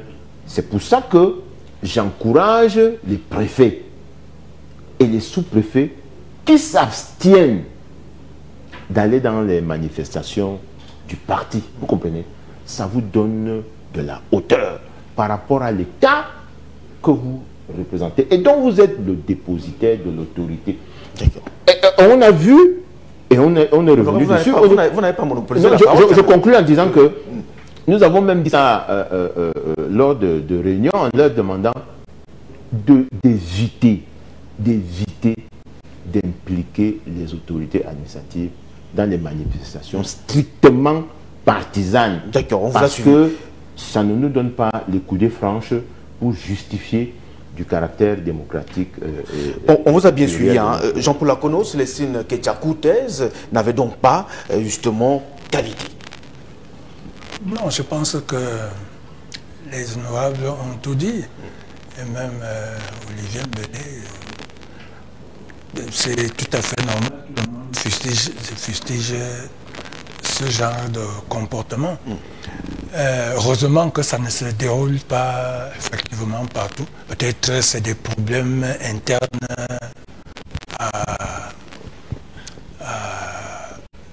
à une section ou alors à un coin du pays. Sinon, moi je pense quand même que lors de ces manifestations, la célébration de l'accession du président de la République au pouvoir, je crois qu'ils ont eu l'autorisation à manifester. Et qui donne les autorisations, hein, je crois, c'est le préfet ou le sous-préfet ou parfois même le préfet et tout, qui donne. Et pourquoi on demande ces autorisations? C'est que toutes les mesures de sécurité, n'est-ce pas, soient prises en considération. Soit prise en considération. Bon, est-ce qu'il y a donc eu une demande d'autorisation à manifester et qui n'a pas contraint peut-être le préfet de la région ou le sous-préfet à se mobiliser, à mobiliser la sécurité pour que tout se déroule bien. C'est autant de questions qu'il faut poser. Bon, sinon, moi je pense que c'est vrai. Pour gouverner, on passe par un parti politique, on accède au pouvoir et tout, mais quand même l'État, et quand on est déjà élu, l'État a la primauté, n'est-ce pas, sur toute autre chose. Même si vous êtes le parti au pouvoir, l'État, n'est-ce pas, a la primauté, n'est-ce pas, sur votre parti par rapport, n'est-ce pas, à la gouvernance du pays. Honorable, cet acte est considéré comme du mépris?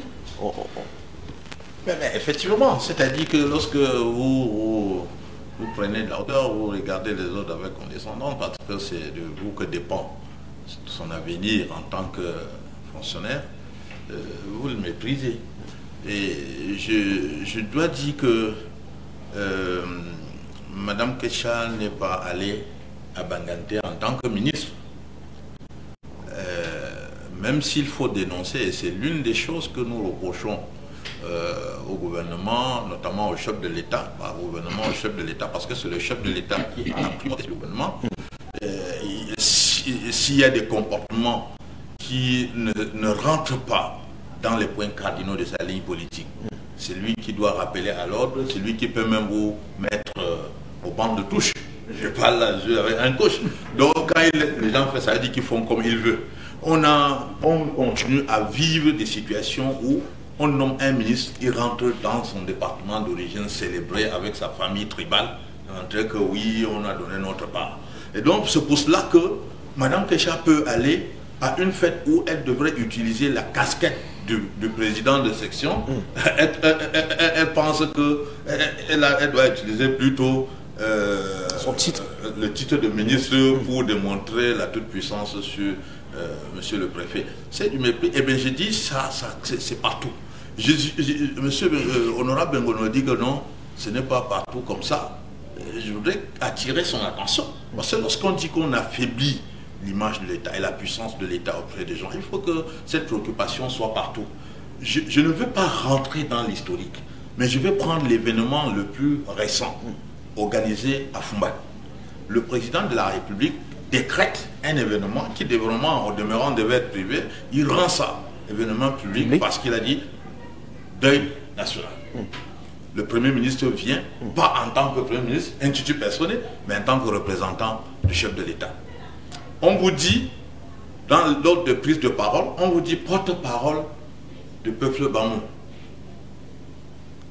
Moi, je pense que lorsqu'il y a un événement où le chef de l'État va être présent, on ne fait plus un ordre du jour que le chef de l'État découvre sur le terrain.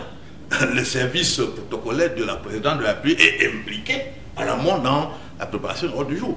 Alors, comment vous pouvez donc imaginer que le chef de l'État arrive dans une commune, dans un territoire communal, et on dit la prise de parole au moment de bienvenue, c'est pas le porte-parole du peuple. Qui est le porte-parole du peuple? Il venait de rappeler ici que conformément à la Constitution, ceux qui incarnent, n'est-ce pas, qui représente la nation, c'est le président de la République au premier chef, puis le Parlement, notamment les députés, parce que les sénateurs représentent les régions, les collectivités territoriales décentralisées. Donc c'est le président de la République au premier chef, puis le député.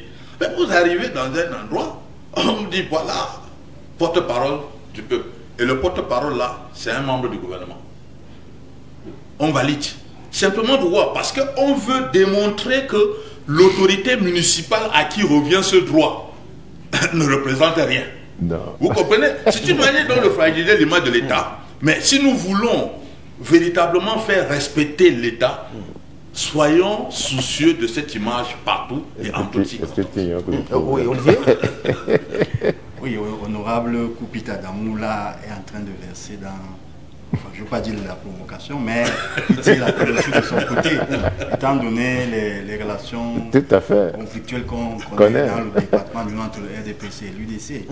D'ailleurs, on a souvent vécu des épisodes très enflammés entre le maire et le gouverneur et les autorités administratives au niveau du département du Nord. Mais je dois dire que pour revenir à ce cas, il ne faut pas généraliser. C'est-à-dire que c'est un cas singulier qui est arrivé. Et d'habitude, ces chefs de parti à la base qui ont d'autres casquettes sur le plan politique se conforment toujours, enfin, jusqu'ici. Parce que si on essaie de prendre la chronologie des faits, on n'a pas vécu ce genre d'événements malheureux il y a 5 ans ou 10 ans. Ouais. Ça se passe toujours dans l'informel. C'est des pratiques qui existent. Mais de là à prendre un acte par une correspondance, c'est vraiment fort de café. Et c'était très osé. Parce que je crois qu'au niveau interne du comité central, on devrait, dans des réunions internes, rappeler Madame le ministre à l'ordre. Parce que sur le terrain politique, elle n'incarne pas, elle n'est pas le patron du préfet qui représente le chef de l'État. Il faudrait peut-être recadrer les attitudes des uns et des autres qui ont tendance parfois à confondre leurs prérogatives, qui ne relèvent pas toujours, du moins qui ne leur donnent pas l'opportunité ou bien une certaine latitude à commettre certains actes sur le plan politique. Parce que vous voyez, on a tendance parfois à banaliser certains faits, mais c'est une image qui déteint un peu sur l'autorité de l'État. Et l'État doit prévaloir, surtout l'État est fort, donc l'État doit toujours être fort. Donc je pense qu'au niveau du comité central du RDPC, même interne, on doit recadrer ce genre d'activités, ce genre d'attitudes qui sont ma foi très malheureuses. D'accord. Est-ce qu'un autre ministre de la République peut donner des injonctions à une autorité administrative par le MINAT? Là, vous soulevez un autre problème qui relève plutôt de l'organisation de l'État, d'abord de l'organisation du travail gouvernemental. Je dois rappeler que les chefs de circonscription administrative, que nous appelons les autorités administratives, sont régis, leurs attributions sont définies dans un décret du 22 novembre 2008.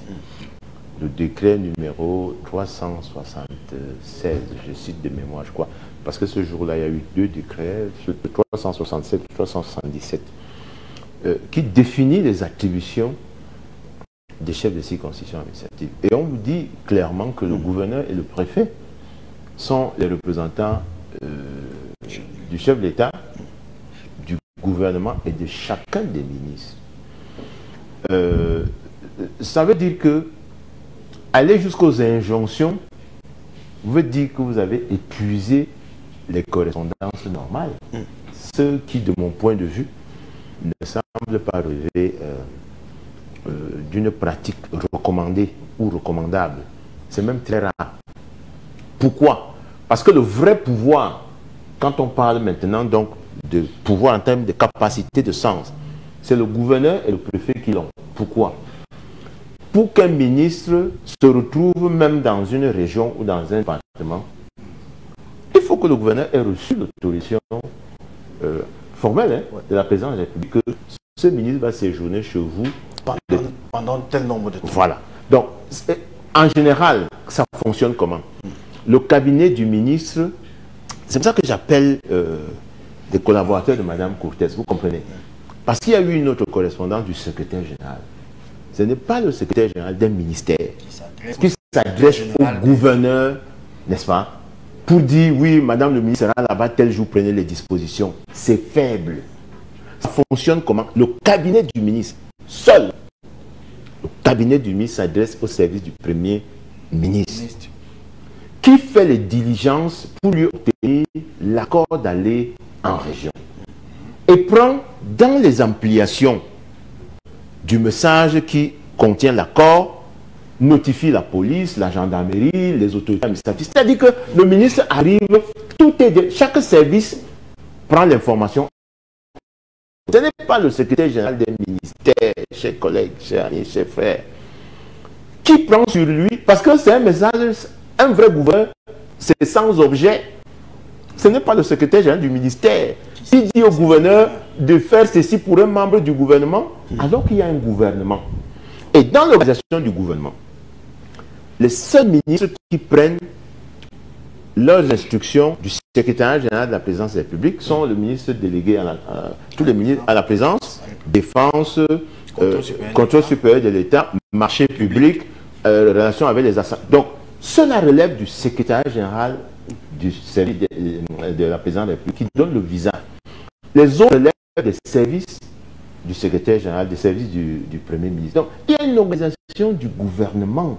Un secrétaire général reçoit délégation de signature pour faire l'administration courante dans un ministère. Dans un département. Et ne peut pas sortir de ce cadre pour adresser à un gouverneur. On vous a bien saisi. Hein. On a juste 3 minutes à sortir de cette thématique. La dernière question, c'est valable pour tout le monde. Que peut-on tirer comme conclusion? Que peut-on tirer comme leçon? La seule leçon, je vous ai dit, il faut former.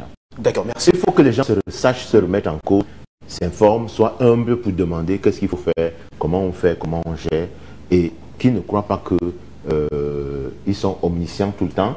Il faut savoir se remettre en cause, savoir s'améliorer, savoir progresser, et puis... c'est comme leçon, on aura beaucoup. La leçon, c'est tout simplement le renversement de rôle et de pouvoir, l'accès de tolérance pour des hommes politiciens. Parce que si maintenant le chef d'orchestre, l'entraîneur principal, fixe véritablement... Non, on ne change pas un gouvernement pour ça. On ne demande pas le gouvernement. Je sais, voilà. C'est marginal. Mais d'ailleurs, quand un ministre commet une faute qui porte atteinte à l'image de l'État, on peut faire un décret pour le mettre dehors. Ça se voit ailleurs. Ce n'est que chez nous où, au nom de l'équilibre politique politicien, on fait une tolérance qui cause du tort à l'État. Donc nous disons tout simplement que ce sont des actes qui démontrent que entre la théorie, c'est-à-dire ce que le RDPC écrit et dit, et ce qui se pratique sur le terrain, au vu au sud de ce parti, il y a un véritable fossé. C'est pour ça que nous disons que arrêtez de dire ce que vous ne faites pas et de faire ce que vous ne dites pas. D'accord. Jean-Paul Akono, que peut-on tirer comme leçon de cette incidence, on peut l'appeler comme ça, du ministre Célestine Kétia-Cortès? Je dirais tout simplement qu'il faut que tout le monde reconnaisse que la primauté de l'État, n'est-ce pas, sur toute autre chose, est de mise et de rigueur. Vraiment. Ce n'est pas parce qu'on a des hautes fonctions dans un parti que l'on croit qu'on doit être au-dessus d'un gouverneur, d'un préfet ou d'un sous-préfet, surtout qui représente directement, n'est-ce pas, l'autorité du chef de l'État. Donc, la primauté de l'État, n'est-ce pas, sur toute organisation, doit primer. Si vous permettez, je voudrais vraiment souscrire également. Vous avez une seconde. Oui, ce qu'Honorable Ngona dit, c'est pertinent. On veut, le premier secret de réussite dans le management, c'est la formation. D'accord. Les gens, il faut former les gens. On vous a suivi. Olivier? Oui, mes précédents intervenants ont déjà tout dit. Je crois que pour ce cas précis, s'il faut prendre singulièrement le ministre, Mme Ketia Coutès, ministre de l'Habitat, il faudrait qu'elle prenne conscience de ce genre de malheureux incidents, que cela ne doit plus se répéter, et que son entourage doit aussi l'aider dans ce sens, c'est-à-dire qu'au niveau de ses collaborateurs, les conseillers techniques, les inspecteurs généraux, le secrétaire général, il y a aussi, comme l'a dit les deux honorables députés sur ce plateau, il y a un problème de formation, parce que les gens n'ont pas souvent l'humilité de reconnaître que comment est-ce que certaines choses se gèrent, c'est-à-dire que dans le fonctionnement de l'administration. Donc je crois qu'on n'est pas, c'est pas une faiblesse de l'apprendre ou de chercher à savoir comment est-ce que cela fonctionne. Je crois que des incidents comme ceci peuvent donner des leçons pour mieux se réajuster dans les années à venir. Et je crois qu'au niveau du comité central du RDPC, davantage qui est la famille politique de Mme la ministre Ketia Coutès, on devrait pas lui tirer les oreilles, tu vois, faire un recadrage et en tirer les leçons. D'ailleurs, on apprend chaque jour et à tout moment. Et de la technique, prendre la transition pour passer à la troisième thématique et la dernière de ce jour.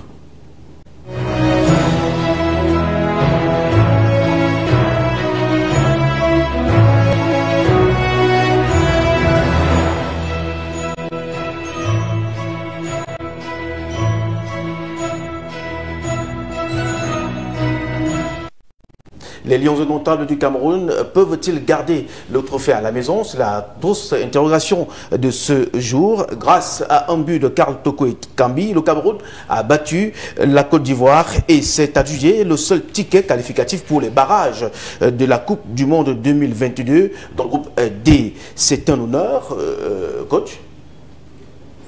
Ben oui, puisque il nous fallait ça, parce que si on ne battait pas la Côte d'Ivoire, c'était terminé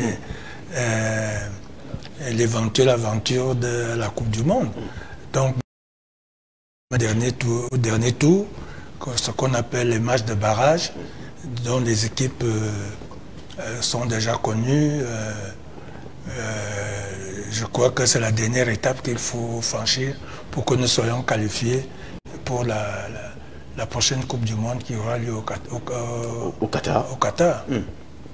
Olivier Mbele, au regard de la prestation, le Cameroun peut-il garder la troupe à la maison? C'est-à-dire que la 33e édition de la Coupe d'Afrique des Nations que le Cameroun organise, parce que c'était un acquis et qu'on lance véritablement, la fête commence le 9 janvier 2021. Est-ce qu'au regard de cette prestation, on peut dire que le Cameroun peut rester avec, comme on va dire chez nous, avec sa chose? Vraiment, moi je ne suis pas chauvin.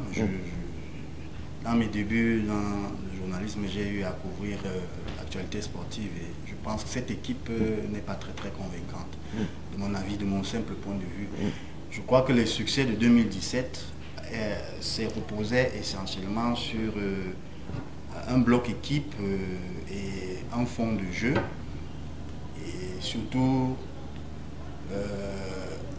la mise, du moins chercher une cohésion, parce qu'on a l'impression que depuis que M. Conceição est là, il n'a pas d'équipe type, comme on a souvent l'habitude de le dire. Il s'essaie encore et nous sommes à moins de 60 jours du début de la compétition et c'est très inquiétant. En 2017, à pareil moment, l'équipe était déjà en stage depuis très longtemps en Europe. Et on a vu les résultats que ça a produit et d'autant plus que le format de la compétition a changé. Nous sommes passés de 16 équipes à 24. Ça sera très difficile. Il y a les stades de 8e de finale, de quart de finale. Donc ça ne sera pas évident. Et nous jouons à domicile avec de nombreuses pressions. La pression psychologique qui est celle de ne pas faire un faux pas. Et tel que moi je vois cette équipe se comporter, elle ne me rassure pas. Vraiment, je pense qu'il va falloir battre le rappel et tout. Il y a plusieurs joueurs. Le Cameroun regorge de nombreux talents, que ce soit sur le plan local, que ce soit à l'extérieur. Il va falloir renforcer cette équipe en faisant appel à des leaders, c'est-à-dire qu'il y a Nicolas Nkoulou, il y a plusieurs joueurs qui peuvent, n'est-ce pas, renforcer ce bloc équipe et produire des résultats que nous espérons meilleurs. Mais avec cette allure-ci, je ne pense pas que nous pourrions atteindre un certain stade de la compétition. D'autant plus que les 23 autres nations qui vont venir jouer ici ne viennent pas faire la figuration, elles viennent pour l'emporter. Ils ne viennent pas en tourisme. Ils ne viennent pas en tourisme, donc le Cameroun doit se remettre en cause dès à présent. Et puis, comme c'est un peu ces pratiques malsaines qui consistent à donner la part belle aux agents de joueurs qui font des placements dans la sélection en mettant de côté le critère de la performance. Parce qu'un joueur qui est sélectionné au sein de l'équipe nationale est celui-là qui donne des meilleures performances en club. Je crois que c'est sur cette base-là que les entraîneurs sélectionnent les joueurs en équipe nationale. Mais on a l'impression que ce n'est pas le cas. Parce que les configurations de ces équipes-là changent au fil des matchs. Et je crois qu'au stade actuel, on ne devrait plus vivre cela. Donc le staff technique doit vraiment se remobiliser à nouveau. Déjà que la façon dont ce staff technique travaille peut être équivoque, parce qu'on a l'impression que M. Conceição ne prend pas toujours en considération le rôle de son adjoint, qui est François Omambik. Ou encore les propositions. Ou les propositions qu'il fait, parce que M. Omambik est l'entraîneur qui est toujours dans les gradins. Je ne sais pas ce qu'il fait là-bas. Peut-être que les dispositions des textes qui le nomment stipulent qu'il doit se retrouver dans les gradins. Pourtant, il doit être au niveau du banc de touche. J'ai vu avec, en 2017, M. Alexandre Bellinga, qui est notre compatriote, qui était toujours aux côtés de Hugo Broos, et qui a d'ailleurs fait un travail admirable et remarquable. On a vu également lorsque Ulysse René, qui est sur ce plateau ici, Jean-Paul Akono a dirigé cette équipe, c'était toujours comme ça. C'était un esprit, un travail d'ensemble. On a l'impression qu'il y a une sorte de dichotomie dans ce staff technique, et je crois que c'est bien malheureux, et on ne pourra pas avoir des résultats dont on escompte pour cette Coupe d'Afrique des Nations que nous organisons sur notre territoire, plus de 50 ans après. Je crois qu'on devrait faire des réajustements nécessaires au niveau du staff technique, que le travail soit harmonieux, et maintenant au niveau de la sélection, sélectionner effectivement des joueurs qui sont capables de nous apporter des résultats meilleurs. On ne va pas dire remporter la CAN, mais faire en sorte que le Cameroun ait une prestation plus qu'honorable au cours de cette 33e édition. D'accord, honorable Koupidia, le Cameroun a fait le match qu'il fallait face à la Côte d'Ivoire. Le Cameroun a fait l'essentiel. Et nous pouvons féliciter l'équipe de nous avoir donné le plaisir de cette victoire qui était indispensable pour la poursuite de l'aventure, parce que, étant la première meilleure équipe africaine qui ait donné un peu de respect au football africain dans le monde entier, le Cameroun ne devrait plus avoir droit à l'erreur. Le Cameroun doit être présent à chaque compétition au niveau mondial. Et lorsque vous regardez le jeu en dehors de la victoire, je ne veux pas prendre le risque d'un commentaire technique, parce que je ne suis pas spécialiste de ça. Je veux tout simplement dire que nous avons eu la victoire, mais nous n'avons pas eu le jeu qui puisse nous faire croire qu'on est à la hauteur de la compétition, au point de nous rassurer que les Camerounais auraient pu rester avec le trophée de la CAN. Et pourquoi? Parce que on a marqué le but, puis après, on a subi pas mal de pression. Nous nous posons la question. Et je rentre ici pour dire que lorsque le Cameroun a eu la débâcle de 2014 au Brésil, le président Damjoya, étant énervé, a consacré une journée républicaine de réflexion et d'échange à Douala à la problématique du football. Et nous avons invité tous les spécialistes, on a débattu. Moi, on n'avait pas voulu inviter le grand frère Akono pour le besoin de la cause, parce qu'il était au centre de la discussion, au centre du débat. On se posait la question, mais sur le plan politique, le président Paul Biya n'a jamais dit que nous devons consommer camerounais. Et quand on dit de consommer camerounais, c'est dans tout le domaine. Et de deux, ceux qui aujourd'hui ont tout le temps été importés pour diriger techniquement notre football, ne nous ont pas donné meilleurs résultats que ce que notre frère compatriote a pu donner jusqu'ici. Je dis que comment on peut faire croire que le football, la compétition au niveau olympique est moins exigeant qu'à tous les autres niveaux. Et le Cameroun a eu le seul trophée mondial que nous avons pu avoir, c'était quand les Lions étaient dirigés, scotchés par Jean-Paul Akono. Maintenant, quelle est la gestion qu'on fait de celui-là? Vous prenez des gens, vous payez 100 millions par mois, mais donnez même 50 millions à gens, voilà, qu'on a voyé ce qu'ils sont pour avoir comme résultat. Pourquoi on continue à croire que ce sont les gens de l'extérieur qui peuvent venir nous faire? Puisque nous, ils étaient dégagés là-bas. Nous, en venant, en organisant ce débat, on avait notre position. Mais maintenant, on a dit, on va confronter ça à l'opinion des experts.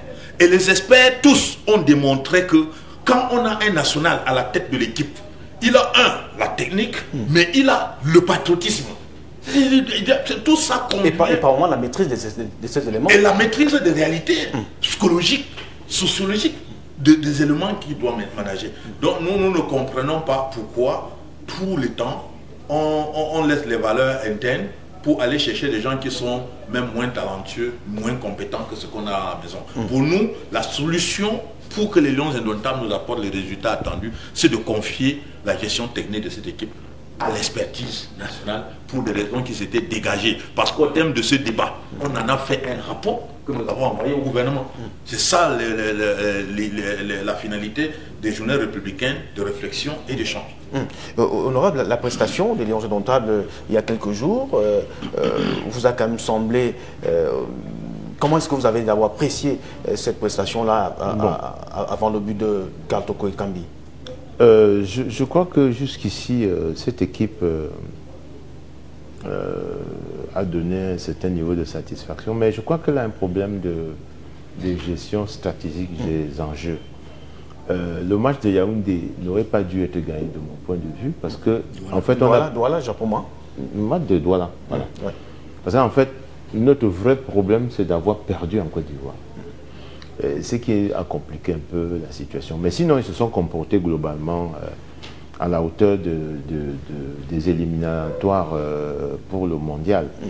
Maintenant, est-ce que dans la durée, cette équipe peut tenir 30 jours de compétition avec le mode de sélection que j'ai vu pour les 24 équipes qui viennent ici à Yaoundé ou au Cameroun pour la CAN Total Énergie? Il y a des problèmes. L'équipe du Cameroun a ses vertus, ses points forts et ses points faibles. Et si vous regardez l'histoire de cette équipe depuis seulement 1970, vous voyez qu'elle a toujours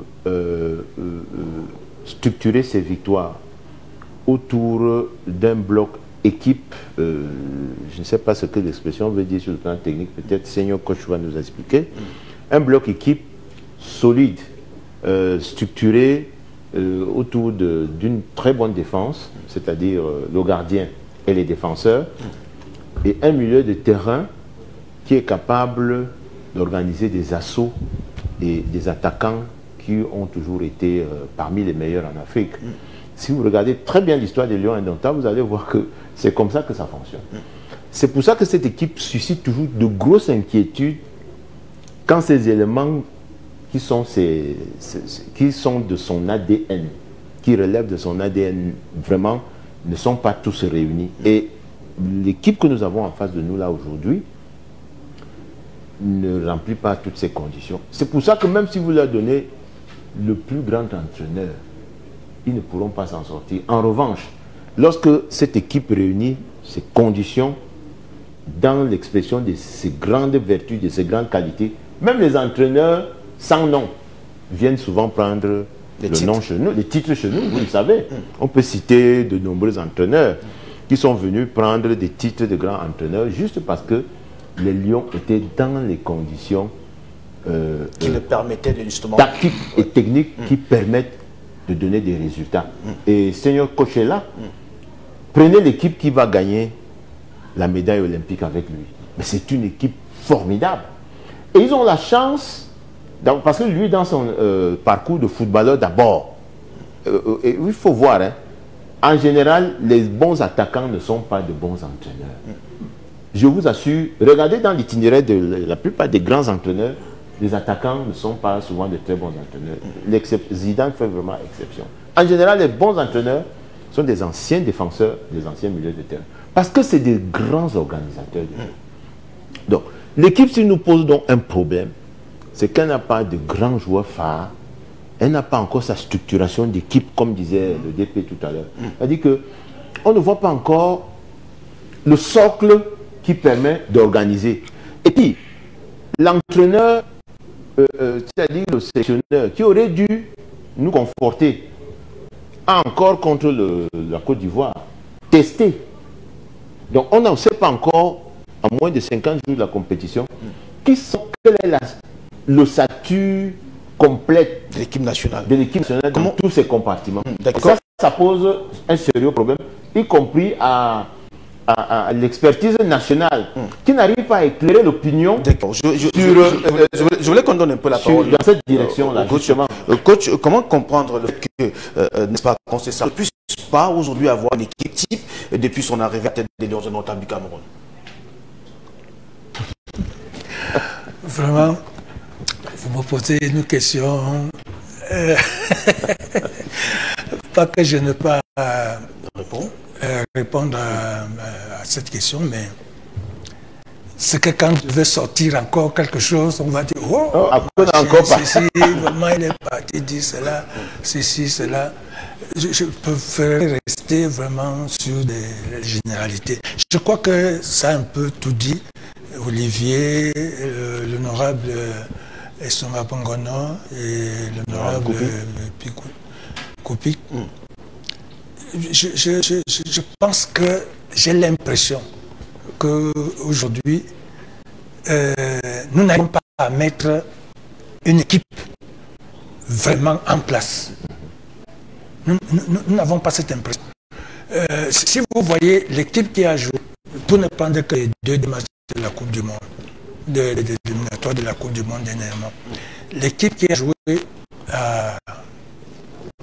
contre le Malawi en Afrique du Sud, ça n'a pas été la même équipe qui a joué ici. C'est ce que justement l'honorable, c'est ça qu'il parlait tout à l'heure, et même Olivier. Et c'est embêtant, c'est un peu embêtant parce que nous sommes à quelques jours, un mois et quelques jours. Comment est-ce qu'on est prêt? Enfin, je crois le savoir. Si on n'est pas prêt, on le sera quand? Voilà. Je crois le savoir. Bon, c'est vraiment un peu embêtant. Je n'ai pas envie de parler. Il faut en parler. De parler, mais parce qu'on risque d'interpréter. Non, nous sommes quand même au Cameroun. Pas que j'ai peur, mais c'est l'interprétation qu'on va faire de. Ils vont dire qu'il est mauvais. Voilà. Alors que tout le monde voit la preuve. Est-ce qu'on s'est concerté? Est-ce qu'il y a eu une concertation entre nous tous ici? Non. Mais tout le monde constate que l'instabilité au niveau de l'équipe, à quelques jours de coup d'avoir de la CAN.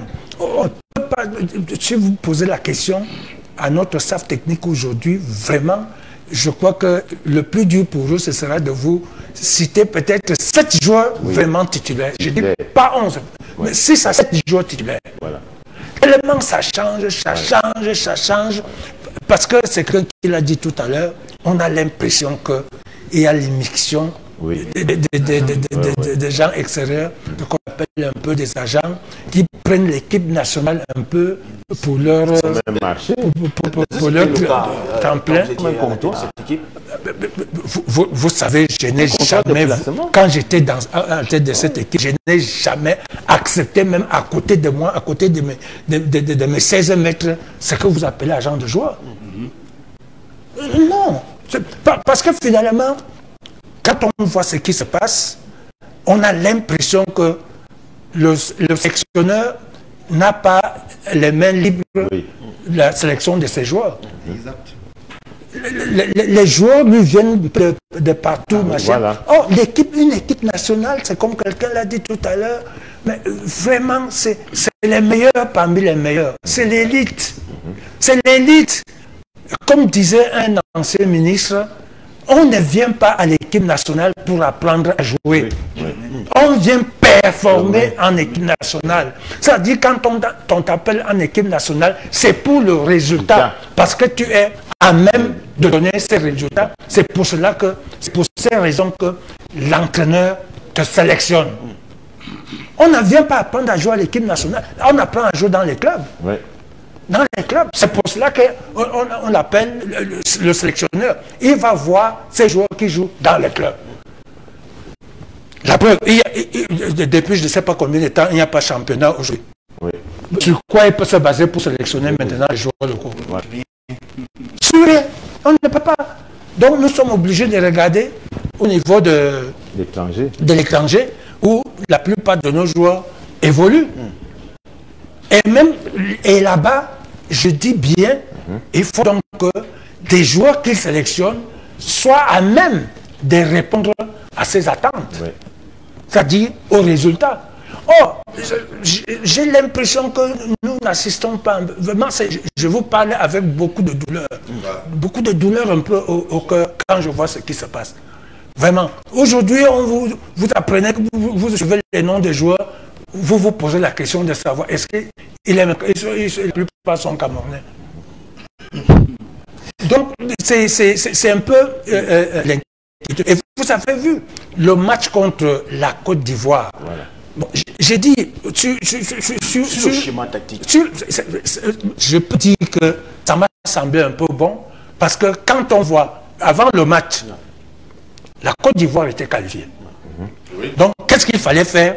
Il fallait tout, sauf une défaite. Donc, il fallait attaquer, sauf même un match nul. Il fallait donc attaquer. C'est ce que nos joueurs ont fait. Et Dieu merci, en attaquant, ils ont marqué un but. La Côte d'Ivoire se retrouvait à notre position. C'est-à-dire... Il fallait maintenant qu'elle attaque, alors qu'ils n'ont pas prévu un peu cela. Voilà. Ils n'ont pas prévu ça. Il fallait donc... quand vous entrez sur un stade de football avec une idée, parfois c'est très difficile. Dès que cette idée ne porte plus, changer. Ouais. La Côte d'Ivoire, donc, s'est retrouvée à la posture du Cameroun avant le coup d'envoi.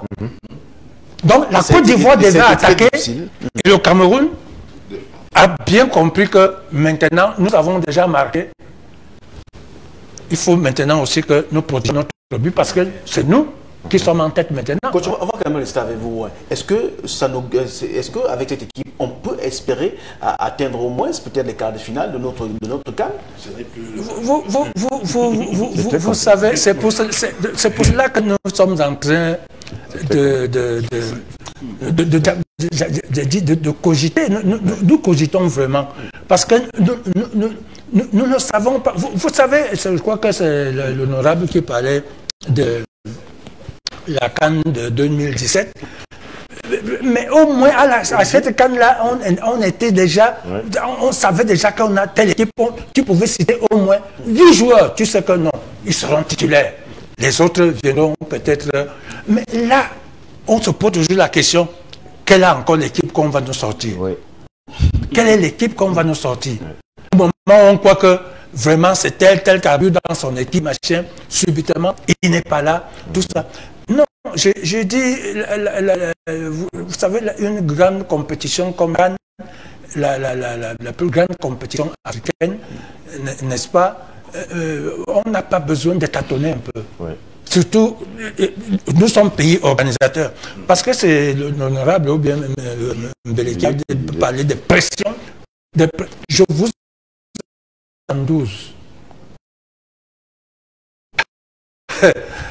Quand nous avons perdu cette CAN au cours des demi-finales, mais c'est là qu'on a su que le Cameroun et le football, il ne faut même pas s'amuser un peu. C'est que j'ai vécu ce jour-là. C'est que j'ai vécu ce jour-là. Je ne sais pas si nos jeunes footballeurs d'aujourd'hui, on le leur dit. Ouais. Peut-être qu'ils sont pas conscients. Hein. Donc, il faut que vraiment l'encadrement technique soit quand même un peu à la hauteur. Ouais. À la hauteur de l'enjeu. Et de tout ça. Vraiment, parce que je ne sais pas si le Cameroun pourra encore supporter, n'est-ce pas, un autre choc, un autre tsunami comme celui, à l'époque, on ne connaissait même pas encore le terme de tsunami là. Mais le tsunami que nous avons vécu en 72, je n'ai jamais vu ça. où les gens sont venus dans les voitures, machin. Vous voyez, le match était fini plus d'une heure après, mais les voitures étaient toujours garées dans les parcs où ils doivent être garés. Parce que les gens, à cause, ils ne savaient même pas où ils étaient, ils partaient. C'est arrivé, par exemple, vers le Sintra, aux pharmacies de l'intendant, que les gens se rendent compte que, comme j'étais en voiture, tout ça, ainsi de suite. On va progresser. Donc c'est pour conclure, pour dire que vraiment, il faut qu'on essaie quand même de recadrer cette équipe nationale-là, surtout au niveau de l'encadrement technique national. D'accord. Que si on veut faire confiance aux sélectionneurs que nous avons actuellement, vraiment qu'on lui fasse entièrement confiance et qu'on débarrasse, on débarrasse à côté de lui ces gens qui lui font pression et qui viennent lui proposer. 33e édition, honorable 33e édition de la CAN, la seconde organisée par le Cameroun après celle de 72. Les équipes, les époques se suivent mais ne se ressemblent pas. Ça sera très difficile pour que le Cameroun puisse rester avec ce trophée à la maison, vu la prestation, vu tout ce qui entoure l'encadrement technique des Lions indomptables. Mais vous avez vu, je suis sauté lorsque vous avez posé la question à notre grande question, on pourra arriver au quart final. Le Cameroun, il y a un adage qui dit lorsqu'on vous a vu, vous ne pouvez plus vous cacher. On a une minute. Le Cameroun n'est plus au stade où il va en compétition de la CAN pour être en quart ou demi-finale. L'objectif est clair, c'est de gagner le trophée. Et je pense que tout ce que nous relevons ici sur ce plateau, c'est pour envoyer le message aussi bien à l'endroit de ceux qui font pression qu'à l'endroit de l'équipe technique qui doit faire preuve un peu de plus de lucidité pour nous donner une équipe qui convainc les Camerounais que le résultat sera atteint. On sait l'obstination que le chef de l'État a normalement à organiser cette CAN, mais pas pour organiser, c'est pour organiser et donner la victoire aux Camerounais. Et je pense que nous n'avons aucune raison de ne pas atteindre cet objectif. Olivier, à 24 équipes, cette CAN sera certainement difficile à croquer. Très très difficile. L'enjeu est très grand et je crois que le Cameroun et les autorités sportives et le staff technique ainsi que les joueurs doivent prendre conscience de l'enjeu qui est très très grand pour cette édition de la CAN qui se joue ici à domicile. Donc je crois que dès le mois de décembre, on devrait vraiment prendre les choses au sérieux, se mettre véritablement dans une optique de la remporter, comme on redit l'exploit du Gabon en 2017. Et je crois que le staff technique a toute la latitude de sélectionner une meilleure équipe pour remporter le trophée. Et je crois que si on met de côté les immixtions endogènes des agents de joueurs qui viennent saper, n'est-ce pas, le bon travail de cette sélection, on pourra espérer avoir des résultats meilleurs dans cette CAN. Mais si cela persiste, je ne pense pas qu'on peut espérer bien meilleurs résultats. Je crois qu'à partir du mois prochain, on devrait véritablement se mettre au travail, se mettre en stage, parce que celle qui a remporté, l'équipe des Lions qui a remporté en 2017, avait fait un long stage. Et ça fait que les gars étaient déjà soudés en bloc. Et je crois que c'est ce qui devrait se faire dès le mois prochain pour espérer gagner cette CAN 2021. Honorable, est-ce que cette équipe vous a bluffé jusqu'ici? Oui, elle m'a bluffé parce que en réalité, j'ai vu 3 gardiens. Je crois que les matchs que j'ai suivis, ils ont utilisé 3 gardiens. Et ça m'a bluffé beaucoup. Et j'ai douté de Nana jusqu'à ce que je constate qu'effectivement, il était bien. Et qu'on aurait pu perdre contre la Côte d'Ivoire s'il n'avait pas été bien. Et on ne doit pas être bluffé tout le temps. C'est ce que le senior coach essayait d'expliquer tout à l'heure. Et je crois qu'il a dit quelque chose de fondamental que ceux qui nous regardent doivent retenir. Cette équipe, en plus de ce que dit Olivier, les mettre déjà en stage dès maintenant. En plus, avoir des séances d'échange avec ceux qui ont vécu les événements de 72. Ça va les aider à comprendre ce que les Camerounais attendent d'eux.